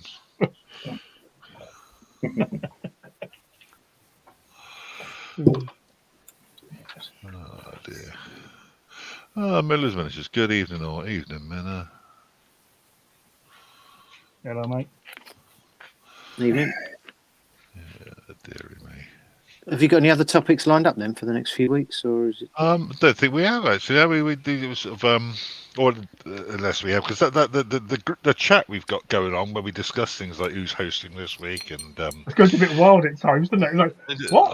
Off it's gone, and then and the actual useful discussion element of it gets lost in the ether, really. Like there was like I say, it was painting this weekend. Yeah, we've mentioned things to do with painting and so on, but yeah, no, everybody got any suggestions, and we're all ears. Mm-hmm.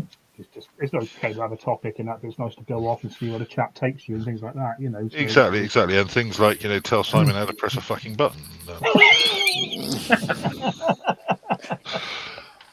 That was a good 20 minutes, wasn't it? There, I think. I thought maybe 16 minutes to be utterly precise. Yeah, 16 minutes. I've seen I just assumed. And Kenny said, I've been on my YouTube. I've been on this. I can't see it. And I went, ah. And then you mentioned about Ken saying it. I went, yeah, you have to press the button. Yes. The manager would like to apologise for its host this evening. Ding dong. Normal service will be resumed shortly. Nick, you're doing it again next week, mate. Where is Nick this evening? Is he working or something? Yeah, he's got a presentation for a client tomorrow for his high-flying project manager shenanigans that he gets. Yeah, he's taking them through Agincourt, isn't he? Yeah, absolutely. Do you have a moment to hear about the Gospel of Claymore? Yeah. Our Lord and Saviour, David Imrie. Basically, joking aside about David Imrie, his painting is superb. Oh, yeah, I thought was blog that, and he's awesome. Absolutely awesome. He's the Claymore guy, isn't he? Yeah. That's the fella. Yeah. That's a really nice guy too, actually. First time I ever did one of these live YouTube broadcast things, I guested with Nick on his channel when he was interviewing David Imrie last year, and him and the other chap, because they're doing some rules at the moment that I could tell you all about, but then I'd have to shoot you because of the NDA I signed.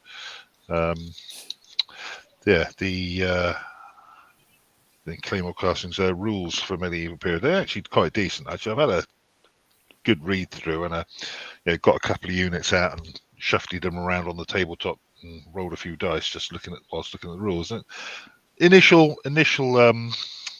thoughts, pretty damn good. In fact, there you go, rule sets. What's your go-to rule set for each period? That could be an idea for a topic discussion, couldn't it? That'd be a good one, yeah. Without revealing anything too much, because you're NDA and everything, obviously. Is it this new rule set? Is it aimed at like big battles, or is it a skirmish game, or big battles? Big battles. Well, depends how you define big, I suppose. Well, be able to refight Agincourt, for example. Yes, it's without it taking 2 weeks. Yeah, you'd have to have a few models per side. So yes, it's not something for a bit of skirmishing, but beyond that, my lips are sealed, I'm afraid. Yeah. Okay. I look forward to Makes some sense, really. If you want to sell more figures, you want a big battle game, don't you? Well, there is that. It's slightly cynical there, but yeah, you're not wrong, I suppose. There's a businessman. That's fair enough. It's fair game.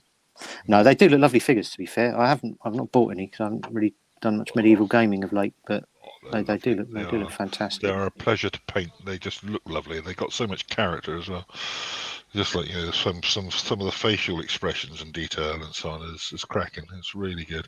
And yet, one of the very few. I mean, I'm not the greatest painter ever, but I get a reasonable sort of comments on some of my YouTube videos. But the only time I've ever had a particularly negative comment on one of my YouTube videos is somebody having a go at the historical accuracy of an archer wearing that sort of helmet, because how it would limit the pulling back of a bowstring. I was thinking, get a frickin' life, mate. It's a nice looking model. Yeah. And you didn't make the model either, did you? So it's really nothing. There's no point telling you about it. Oh, no, exactly. My response would have been something along the lines of, would you mind awfully fucking off? Still, never mind. Now it's queer as folk. The trouble is, though, it's all subjective anyway, isn't it, really? Well, of course Because we weren't there. Oh, absolutely. I mean, at the end of the day, one person's pleasure is another person's pain, isn't it? So, exactly. Well, they would have just picked up what they found lying around as well, wouldn't they? I mean, in terms of kit. You've been on campaign for a while. People turned out in all sorts of gear, I should imagine. Oh God, yeah. Various hand-me-downs over the years, sort of thing. And that's one of the reasons why I've always liked, like, whatever the period, the option of if you've got like take Napoleonics for example, you've got like French infantrymen or French infantrymen in campaign dress. What's going to be a more interesting model? I'd always go for the campaign dress option. I think just because it looks cool. You got little, like big fan of the. I used to, because I don't have my French Napoleonic collection anymore. I got bored and got rid of it because I'd had it for so bloody long. I had a lot of elite miniatures stuff in there, and they're they were nice. Yeah, they're 1812 onwards French range. The campaign dress models. You got things like strings of onions hanging off the backpack, and like a teacup or something dangling off a coffee cup. I quite like the. I've never done them, and I think if I was going to do it, I'd do it for sharp practice, and that would be the Retreat from Moscow range for Imperial Miniatures. Some of those really nice, really nice. Yeah, some characters. They sent me an email today, actually, Perry. They've just brought out Russians in greatcoats. I don't know if you're aware of that. Yeah, I saw that. I saw that email. Yeah. So you could you could do something really nice with that, couldn't you? They've got the French as well. Don't want to give anyone ideas or throw them under the temptation bus, but what are you saying? Nice little project for you, Lee. Leon wants to know if they do Austrians. I couldn't believe that last weekend, but I couldn't believe it. Yeah, I didn't. I wasn't intentionally setting you up there. Duncan would like to hear where you go for trusted reviews of rule sets. Well, yeah, that's always a good shout, I suppose. I think YouTube is one answer to that question. I love YouTube. You can find so much stuff on there. I think what's good about the community on YouTube is we're all pretty much the same mind. You know, there's people that focus more on one thing than the other or whatever. But like you said, if you're looking for sets and rules, I mean, I listened to Stig's reviews about O Group. That's what sort of got me on to buy an O Group. So because I see what he plays, I see what what you do on your channel and that. So you're very similar in that sense to what I want to look for in a set of rules. So yeah, I think it's looking for the people and the channels that you like, and so you get a sort of like a rapport and that, and sort of get an understanding for their hobby. So that's what I look for. Yeah. Yeah, I think you can just Google what's reviews of so and so, but there's always going to be. I mean, if you just look on YouTube or I don't know, yes, difficult to say really, but you just Google it and see what you can find. And if you, in the course of said Googling, you come across people whose either their YouTube channels or you follow their blog or whatever. As you say, if you find people who think along similar lines to yourself in terms of language they use and interests they have, chances are they're going to have an opinion on something you're interested in hearing an opinion on. Yeah. So, but the short answer to that question is YouTube. I think there's quite a few. I would say though, it's quite hard to find a balanced review. Because sometimes you'll just get a fanboy of whatever company it is, and whatever that's what I'm saying. Yeah, whatever comes out from that company is the best thing since sliced bread. Then in often cases it isn't, is it? No. I think that's where, like I said, I watched yours for O Group, so and I've watched a couple of others. There was Hamster on Tabletop. He's got into O Group, so there was two guys there that I sort of watched. I like what they do on their channels. I like what they do in their hobbies. So for me, listening to your channel and to Hamster's channel, it formed an opinion that, I would probably like those set rules. I'm glad I've got them. I've played a few games of it now, and it's really good. So, yeah, I think that's what it is. It's finding what you're comfortable with, looking for what you want out of it, Yeah. The magazines are pretty good as well. Obviously, you get a lot of reviews in those as well. So you have to. I often watch the War Games Illustrated reviews of different rule sets that come out. But he seems to be quite fair. Brings out a couple of good points and bad points and stuff. He's not like a, fanboy, if you like. Yeah. One thing that I really miss that you used to listen to all the time is the old. Did anyone of you used to listen to the Meeples and Miniatures podcast? Yeah, I did years ago. Yeah. Yes, they used to do some amazing rule reviews, huge deep dives, and they'd spend 2 hours talking about a set of rules. But Neil Shock, wasn't it? Yeah, that's right. Yeah. Yeah, because I struggled to find a decent podcast about historical wargaming, other than that's just focused on, say, so there's a couple of decent bolt action ones that do the rounds and things like that, but something that's just a generic, hey, this week in Napoleonics, or I found this good set of English Civil War books, but just a decent generic podcast for historical wargaming. I struggled to find something like that I enjoy. Mind you, I always used to listen to podcasts on my commute, and now that I don't commute to work anymore, unless you count walking from my bed to my desk, needs to be a fairly short episode for that commute, doesn't it? Yeah. Well, yes. Yes, it does. Yeah, I used to listen to a lot of podcasts when I used to work nights. Really good.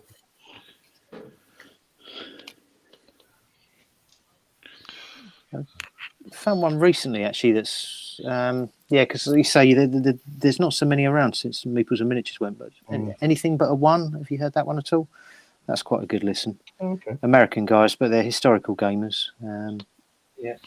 What's that one? Sorry, Jim. Anything But a One, it's called. Okay. I can't find it on Acast, but it's definitely on Apple Podcasts. That's worth a listen. So War Games Soldiers and Strategy do one as well, which is quite a good listen. There's their painting videos to do with that woman. She paints nicely, but I can't stand her voice. Oh my god! Well, I can't either. Don't get me wrong. She's a talented young woman, and she paints some nice models. But shut up, love. Yeah. Sorry, it's very uncharitable of me to say that. I agree with you. She's annoying. She hasn't done any of them videos for a long time. Actually, I haven't seen any for a long time. Anyway, don't like the camera angle as well. It used to be like up on a shelf above her and stuff like that. She's a very good painter, though. Yeah, absolutely. Yeah. Definitely not arguing with you on that score, but like I said, her voice was just the most irritating thing ever. I remember she did a video on painting some 10mm Pendrake and AWI miniatures. Oh, superb. yeah. They're superb. But the amount of detail and paint she put in, I was like, can't be bothered with that, love. But very nice. I don't think her painting videos are designed for people building armies. No. Just for painting individual figures. No. I was almost waiting for the, Display standard, aren't they? I was waiting for the backstory she was going to give these 4 guys. She was painting, like, you know, flipping out. They're very good. Very well to watch to see what she does to them. But yeah. There was one World War II video she did, and I was thinking, oh yeah, I wouldn't mind a quick, me and my internal search for quick methods to paint things. And it was one of those, it was a style of painting, where you build up from this color, and then it was like, you get things like the Foundry paint triumvirate type schemes and things like that to the nth degree. And it's like, you start in this color, build up with that, and I'm thinking, I've just cut to the chase, love. But it was beautiful painting, but just not something I had the patience for. Yeah, I'm losing the will to live here, love. Come on. Yeah, absolutely. And you're on the 4th shade of brown for a Fallschirmjäger's trousers or whatever it is. I don't know. So it's all you just. I guess you've just got to work out what you're trying to achieve, haven't you? That's another thing. If you're looking around for sort of tips and videos, sort of find videos that are, sort of, as you say, aiming for the sort of standard you're after. There's no point watching something like that if you're trying to bang out an army, because you just give up, won't you? Yeah. One comment in the chat here. I'm impressed with your man caves, guys. Well, definitely Lee and Stig. I'm a massive fan, I gotta say. Particularly you, Stig. I wish I had that amount of space I could dedicate to my toys. My wife's in the kitchen making a cup of tea. I'm going to motion her over and say, "Can I have one of those?" I've just been and got one, mate, about 5 minutes ago. It was the magic table just behind me. Yeah, very good. Very good indeed. Though there's on the Wargamers Anonymous Discord, that chap Jason Parker. I remember seeing a photo of his hobby area, and it looks like the stock room of a game shop. There's so much stuff stuffed on the shelves and that above it. Yeah. I mean, that's to me. It's just my desk really, all along the things there. Just not a lot else really. I sort of turfed Mel out of here tonight because she was going to do some painting tonight. I was going to do this or film this from the gaming room, but I've managed to sneak in. Wasn't she? Did she join you on your last one? Because I'm sure I saw a picture of the pair of you on. Yeah, she was talking in the chat and that, listening to the blog, talking in the chat. So she was on the. Fair enough. I call it on the decks, and the wheels are still Oh dear. And she'd kick me under the table. Lee, get that comment out. Lee, what? Oh, I'm still chatting, not like that way. Yeah. So I was going to say, I remember I was sat here doing some painting. I had one of Martin's battle reports on one of those Napoleonic ones where his missus joins him. And I said, look at this chap's doing a battle report, and his wife's joining him. My wife just looked at me and said, no.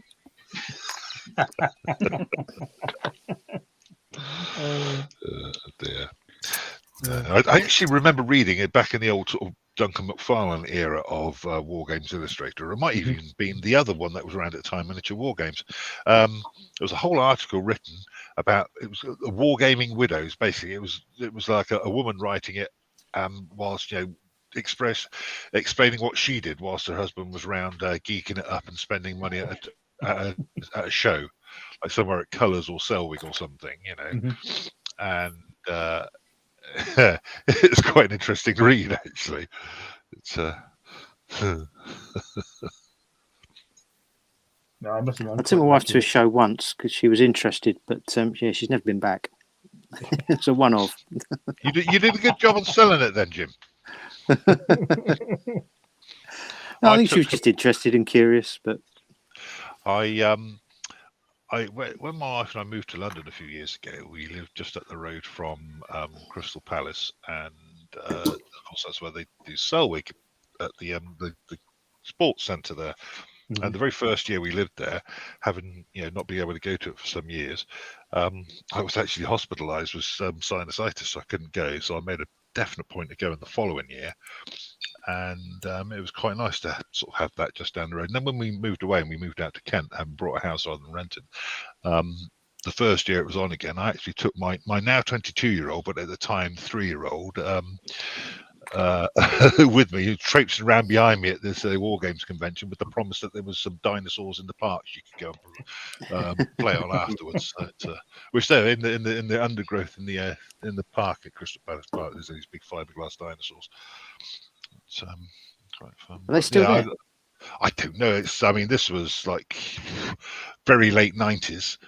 And it was 1999 that my wife and I moved out of that area, and it was like the year or two after that I went back to go to that particular games convention. You used to go there when I was a kid for the old dinosaurs. Definitely used to get to family and up that way, so I used to get taken there sometimes. That was great.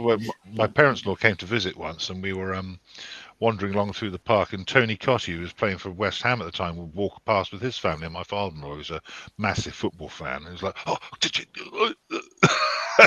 I went walk past, I'm like, "Who? Oh, yeah, but whatever." Dear me. No, it was nice. It's always nice to live near the way these things go on. Otherwise, it can get to be a bit of a trek, isn't it? Though I would like to go to one of those sort of conventions again sometime. But it's always worth going when you've got a few pennies saved up, so you can buy a few toys when you're there. Oh, it's down the southwest. They haven't got too many shows down that way, have they? No, we haven't. I'm trying to think. I can't think of any off the top of my head. No. They used to do one in Bristol years ago. Actually, they used to do it at the Student Union in Bristol. Yeah, they did, yeah. I never actually went. No, I did go to that once. Actually, it was actually quite good. It was more of a sci-fi show than it was a historical show, but there was still some historical stuff there. Yeah, I was back in the 90s. Yeah, I'm back a bit. Any of you guys going to Partisan? Yes. Yeah. Yeah. Yeah, cool. Yeah, look forward to that. Yeah, I enjoyed last year's one. Yeah, end of last year. That was really good. First time I've been up there, and look at the tables, second to none. Really nice tables people put on up there. Somebody's probably told me this before, but where do they hold Partisan? Is it Newark or up in Newark? Newark. Yeah. Yeah. Well, let's face it, Newark and Nottingham is a bit of a mecca for toy soldiers. Yeah. The Nottingham Mafia belt, Yeah, absolutely. It's Hammerhead in a couple of weeks as well, isn't it? I was hoping to go up there, but something's cropped up now, so I can't get there. So, but definitely going to Partisan. Stay up there on Saturday night and go there. When's Partisan? That's a way off yet, is it? Yeah, 22nd of May, is it? So remember that? Oh, okay, yeah.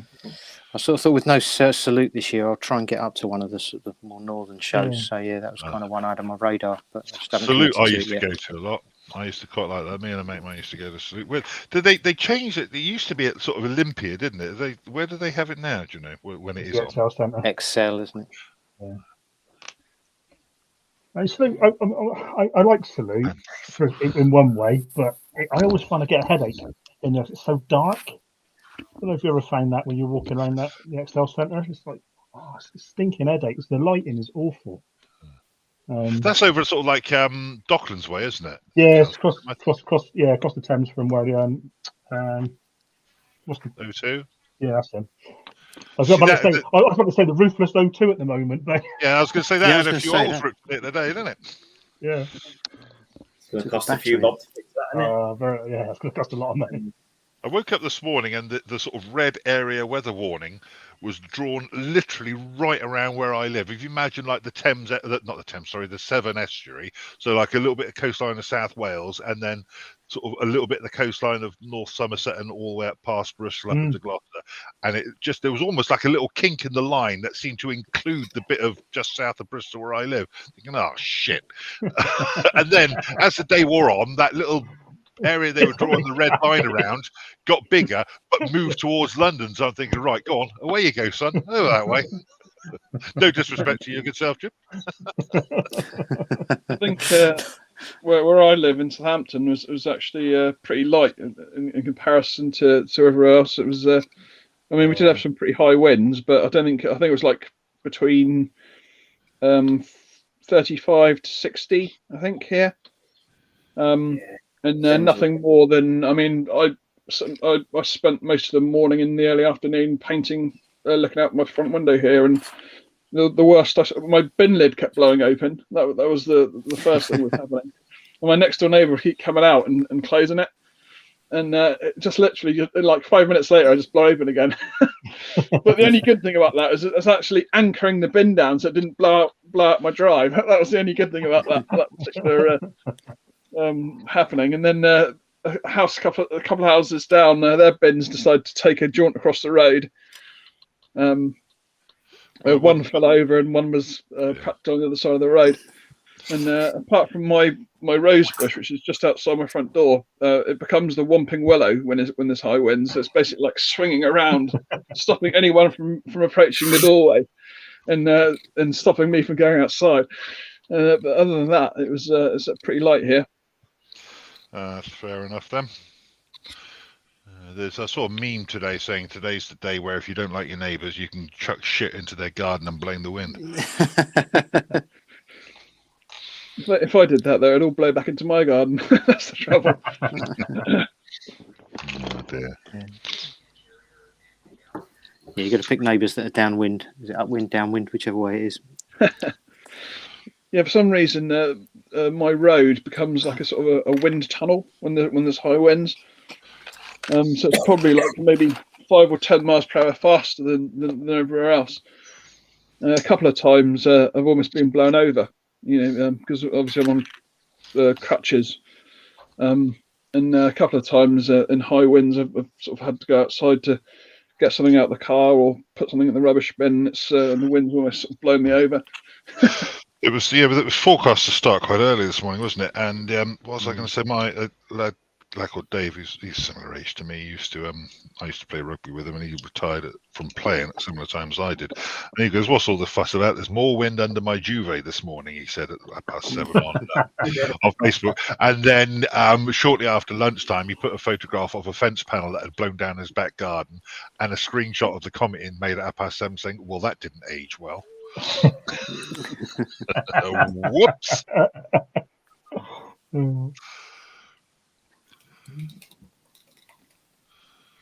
Brilliant. Oh dear me.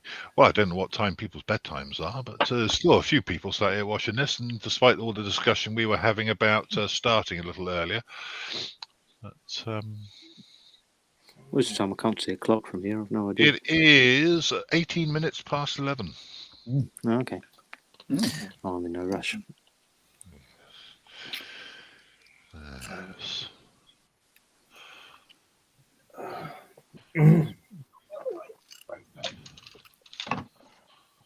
Oh, to those of you that are still watching, thank you for coming along. It's not, I mean, I don't know about you fellas, but I'm certainly not doing this with the intent of gathering fans all over the world and getting big audience. It's just nice to sit and chat with some fellow gamers, much like I did last night when I popped down to my local shop. He's what Jim, the chap who runs this my local shop, has done is he introduced like a membership scheme, because normally you rock up and it's you pay a couple of quid for use of a table at a gaming session and so on, and he sells Warlord Games stuff, Games Workshop stuff, and things like the various Star Warsy games and things like that at a discount, like a lot of online and local game stores do. But depending on what tier of the 3 tiers of membership, depending on what tier you buy, you get an additional discount. And if you got the top tier of membership, you get like a little inner circle committee meeting thing, some free merch every quarter, and just you're talking about big, aren't you? Sorry, no, I'm not talking about big. I'm talking about the Games Bunker in Western Superman. Oh, my apologies. Sorry. The guy who runs big is called Jim as well. Sorry, that's what I thought. He is indeed, actually. Yes, I know the fellow you mean. His missus is quite active in helping promote things as well, Ellen. But yeah, no, I know the chap you mean, but no, it's not him. It's not him. Oh, sorry, my apologies. No, I interrupted you as well. No, not really. But yeah, so it's quite it's quite a pleasant place to go, and also it's so you get a decent, interesting collection of chaps as well. Yeah, it's quite enjoyable. It's just nice to sit and chat with other gamers, really, isn't it? Can be quite a solitary hobby.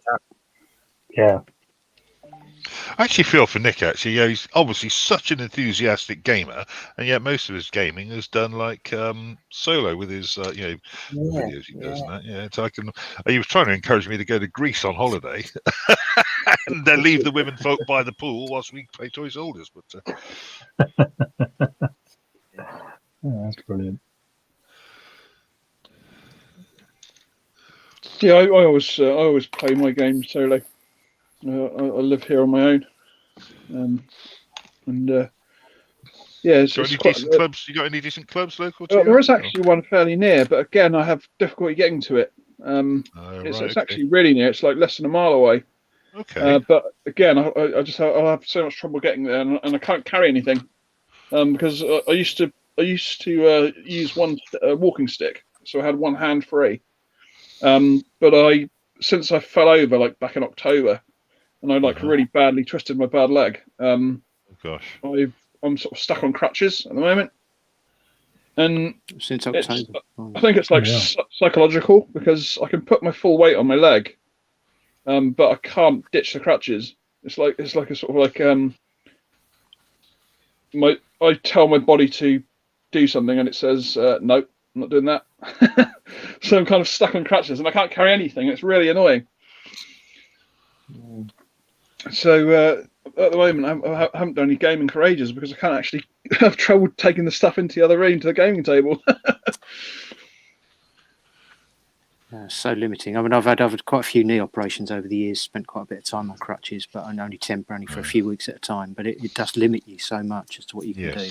Yes, it does. I mean, you can't even carry a cup of tea into the other room. I've been using a tray that I slide along the ground, so I push it with a crutch, take a couple of steps, push it again. Well, Leon on the chat, tell them about your fun with the big parcel, Anthony. Oh yes, I had a big Kickstarter come mid-December, and we're talking big. We're talking like a real heavy box, big heavy box. And it was delivered by DPD. And basically, I was sat in the painting room. I saw him pull up. I went to the door. He sort of knocked on it when I was basically by the doorway. So I was at the door within less than 20 seconds. And he just dumped the parcel on the doorstep, and he was getting back in his van, and basically drove off. So I was left having to haul this big parcel. It took me like 5 minutes just to get over the doorstep. Oh, and then it took me another 15 minutes to push it bit by bit into the other room, and it's still there now. God. It's like, yeah, great. You could have at least lifted it over the doorstep for me. What was the Kickstarter, Anthony? What was it? Was it on? It was for Core Space again. It was for like the latest sort of addition to the sort of the campaign. Oh, okay. And I went for when I did the first one, I went for the all-in pledge, and again for this one, I went for the all-in pledge because you basically get everything for like less than half the price. Yeah. So what sort of game is it? Did you say like a sci-fi thing? It's kind of like it's a cross between. I suppose it would count as a board game. Right. But it's all miniature based, and it's kind of like an RPG. Okay. And it's also, you can play it solo as well. And you're basically like a crew of traders, independent traders. And you're basically going around this area of space, which is called Core Space. And you do various missions, and you can like scrounge equipment. And there's like the enemy are called like the Purge, and they're basically trying to take over the galaxy to eradicate humanity. So every game you play, you start off with a threat level. As that threat level goes up, more and more Purge start coming onto the board. It's a really, really interesting game. It's a hell of a lot of fun to play, even solo. And the miniatures are great. I mean, that model chip you showed us just now. Yeah, I mean that isn't actually part of the range, but yeah, I mean that's basically what I got it for. Because obviously a lot of the terrain is like all 3D. It's like it's made out of a sort of actually I've got some of the, well, I'm not terrain as such, but sort of scatter terrain in this little box here. It's kind of made out of cardboard, sort of a tough cardboard, and it's all like 3D. So like there's a Oh. like a sort of a plasma tank.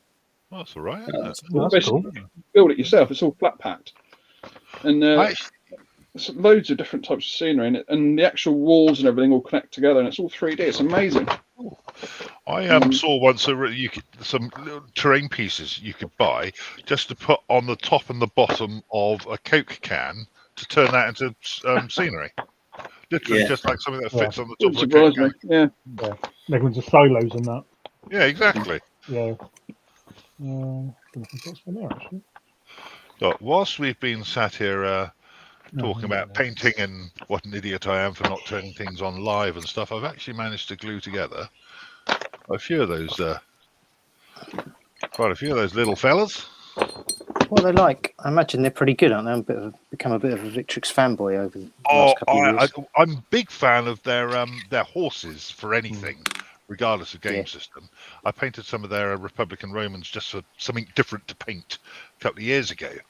And big fan of the horses. Their guard lancers for Napoleonics look absolutely beautiful. But I think as far as plastics go, I think Victrix are probably the best for getting the moulding just right, as you said, but getting the arms to line up properly on the shoulders, whatever. They are slightly bigger than perhaps, so you wouldn't want to necessarily mix them with Perrys, for example. No. I don't think. Specifically talking Napoleonics, but they're pretty damn decent. I had one of their Greek hoplite sprues in my hand the other day and was comparing it to a lad at this games club, that one I went to last night. He was talking about it last time I went down there before last night, and I was looking at a Warlord Games Spartan hoplite sprue, comparing it to the Victrix one, and the detail on the Warlord Games one was actually on a par, if not slightly better, but the joins and the quality of the model as a whole was better with the Victrix. And I think it was Miller actually was saying that this Miller's, from Miller's Miniatures YouTube channel, was saying that these Vikings, he's built a set of these before, and they're cracking. And there are a few. You've got to use arm set A1 and B3 to go on body C1, but other than that, most of it's all use whatever fits sort of thing. So the short answer to your question is pretty good, really. But there's quite a few that I want to try more of their ancient stuff, because I actually want to play more Ancients gaming, and there's a couple of people who play Hail Caesar on a regular basis on a Monday night. I got their Imperial Romans and the Gallic troops and that they do, and they are superb. Some good army deals, don't they now? Victrix for Ancients and Romans. Yeah.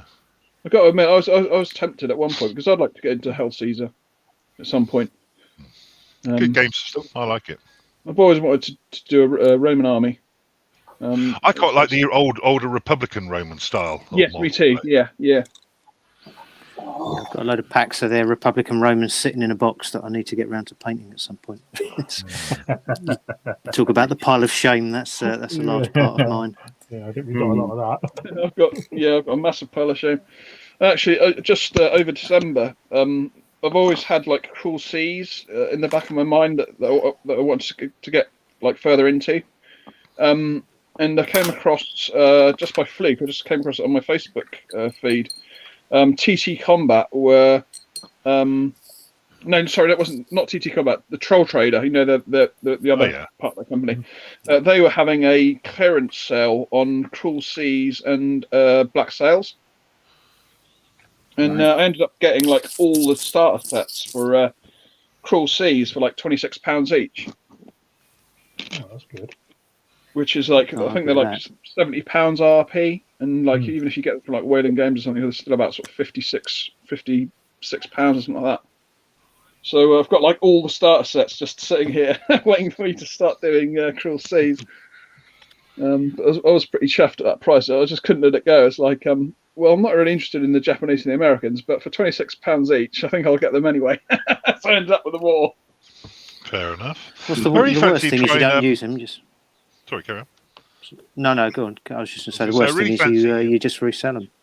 Sorry. True. I was going to say I really fancy trying that. What do you call it? That Aeronautica Imperialis Games Workshop thing. Actually, because quite a few friends of mine locally are into that.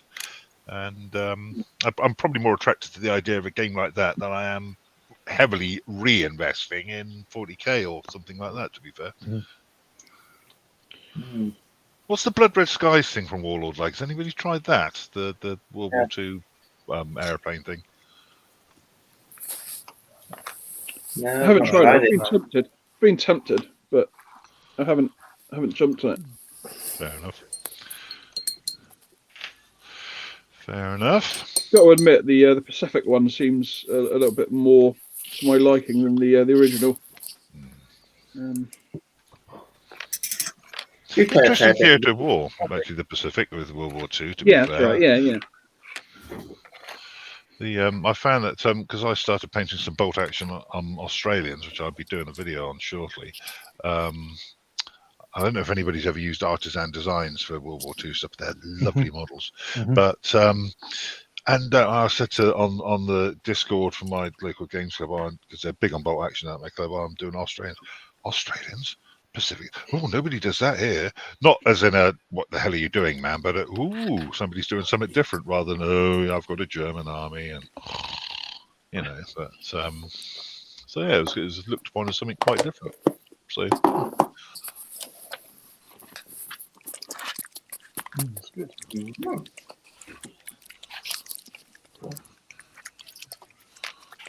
Can't say I've ever gamed World War II. It's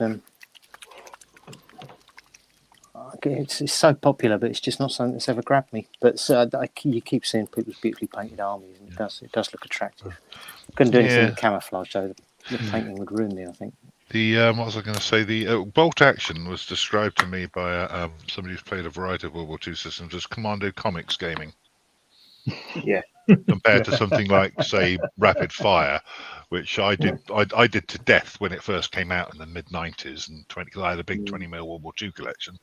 That I had tried the WRG games rule set, and I was like, no, this is not fun. I paint these models, and now this game is shit. But then when Rapid Fire came out, I was like, this is good. And then I ran out of opponents, really. Nobody local to me played it. So, but I've gotten back into it recently. But bolt action, nicer, bigger models, and quite an innovative game system. Actually, I rewatched on Nick's channel his interview with Rick Priestley recently, and an interesting insight into the way some games designers approach their stuff, and how they utilize mechanics from one game they designed in another, or not plagiarize. That implies some sort of intellectual property theft, but sort of reuse and recycle things from things their colleagues have done. It was an interesting watch. I don't think there's any copyright laws on mechanics for rules. Well, at the end of the day, I quite like that, pulling a dice out of the bag. Oh shit, it's another red dice. It's your go again. But it's an interesting mechanic, because it does mean if somebody gets a lot of dice pulled out of the bag, then you're having the last laugh because you get all the later draws. Or somebody playing Soviets with like thousands of infantry does. I've got a complete Soviet bolt action army in my mountain somewhere. I've never actually got around to. Good luck to you with that, because as I was saying earlier on, it was they're a bastard because they got those separate weapons. Yeah, so I think I've got like 2 boxes of Russian infantry. The Siberian veterans is one of them. Yes, yeah, and the normal box of infantry. Then I think I've got a Plastic Soldier Company box of Russians as well. Yeah. What what scale? They're out of print. I managed to find a box, and I was sort of collecting the army.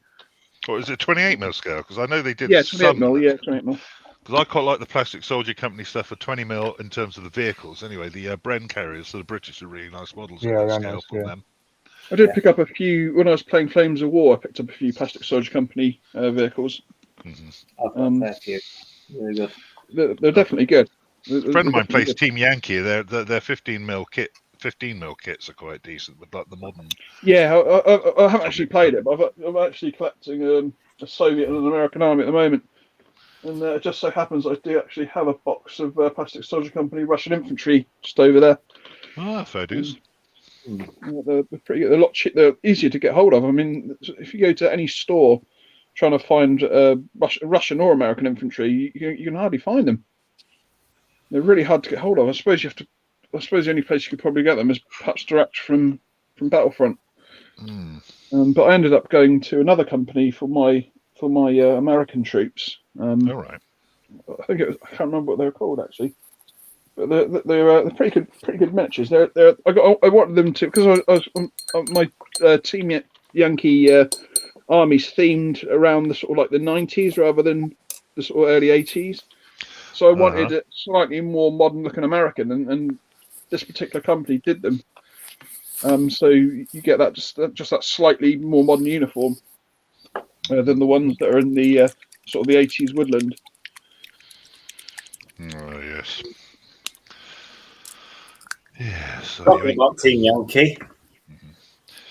This Stig, might be. Sorry, carry on. Saying this Germans. Yeah. West Germans. Yeah, I've done my Americans in desert colours. Oh right, yeah. I quite like that Desert Storm era. From a purely aesthetic point of view, that the American camouflage pattern from that era. The chocolate chip. Yeah. Yeah.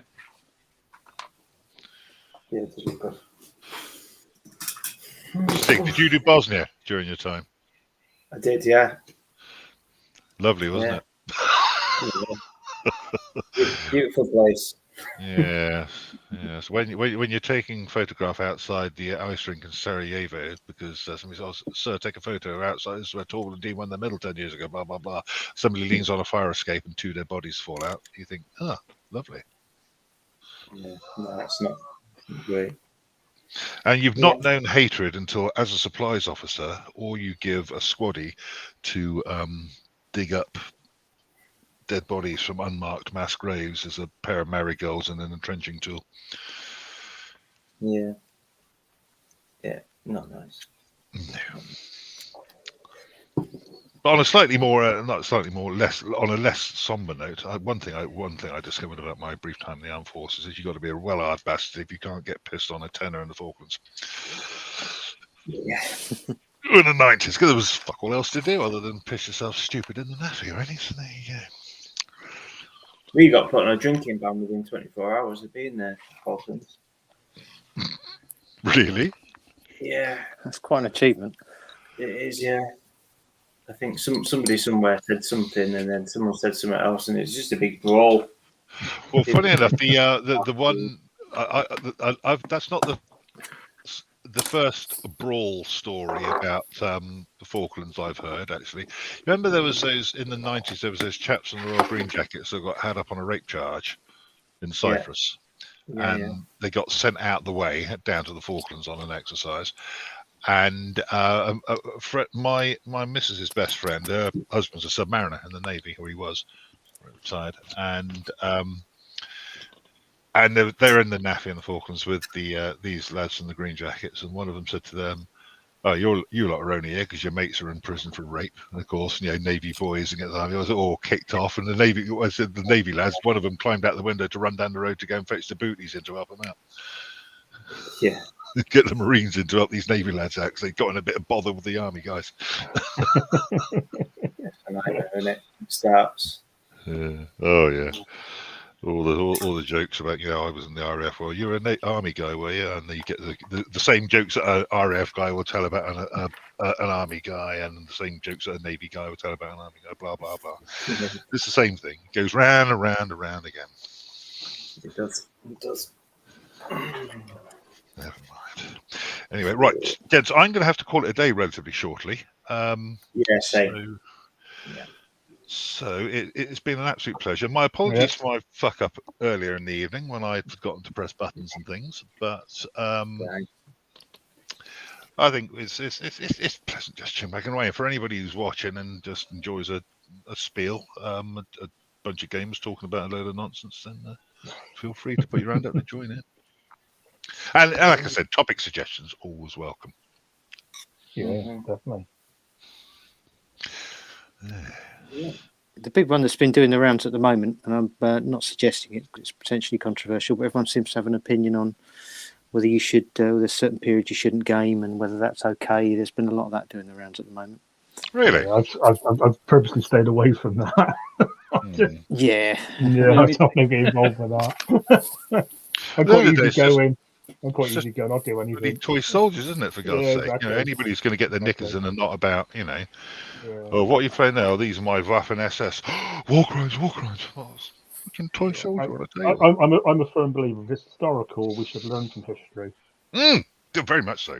You know, don't let history repeat itself. You know, that's my philosophy. If it's fantasy and sci-fi, when anything goes, doesn't it? Because it's not real. Well, I suppose it is. It's colour, isn't it? But At the end of this, it's toy soldiers, and it's like aesthetics. It's not like you're not becoming a Nazi war criminal by painting a Waffen SS infantryman in 28mm scale, are you?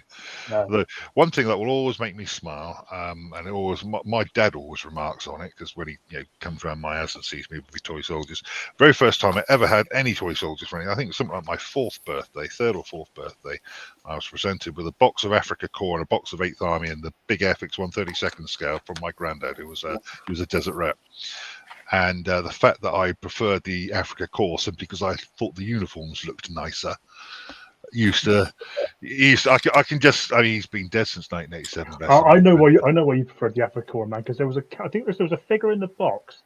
There's a guy who had a fatigue cap on, and he was throwing a stick grenade. And he was stood like that with his rifle out in front, or I think it was a rifle. Probably. Funny how everybody, gamers of a certain age, remember the poses. They all remember the poses of Airfix kits. Yeah. But so and I can still see his eye roll and his. Now in my mind's eye, like I say, he died about a couple of weeks before my 17th birthday. Bless him, my granddad. But lovely chap he was. But he had a few words. He didn't like Americans at all, simply because of all the various friendly fire. He did North Africa, Sicily, Italy, that route, and the number of friendly fire incidents he saw at close quarters. Bloody Americans, moan, whinge. He did not have a kind word to say about most of them, bless him. Oh dear.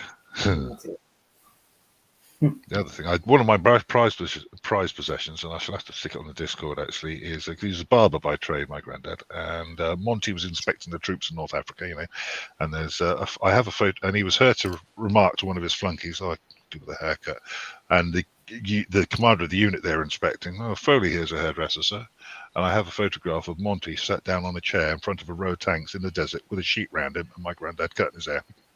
That's quality. That's really cool. That's brilliant, isn't it? Yeah. Absolutely brilliant. And on the back is in his handwriting is, "Thought this to make a great snap for the hairdresser's journal. Don't worry about the bandage on my hand, just a little scratch," because obviously he sent it then post to my nan. Yeah. But, just a little scratch that you got a medal for when you rescued that bloke out of that burning tank. Yeah, well done. Anyway, enough of this revelry. Gents, an absolute pleasure. Yeah, and, definitely. I shall see you all again next time. Hopefully somebody who's actually competent will host next time. And, press buttons at the appropriate points in time. Definitely not me then. Well, just remember, it says go live and it's big and it's in the top corner. It's because I was looking down here at all your lovely smiley faces and not up there. That's why. That's why. Oh, dog's going off on that.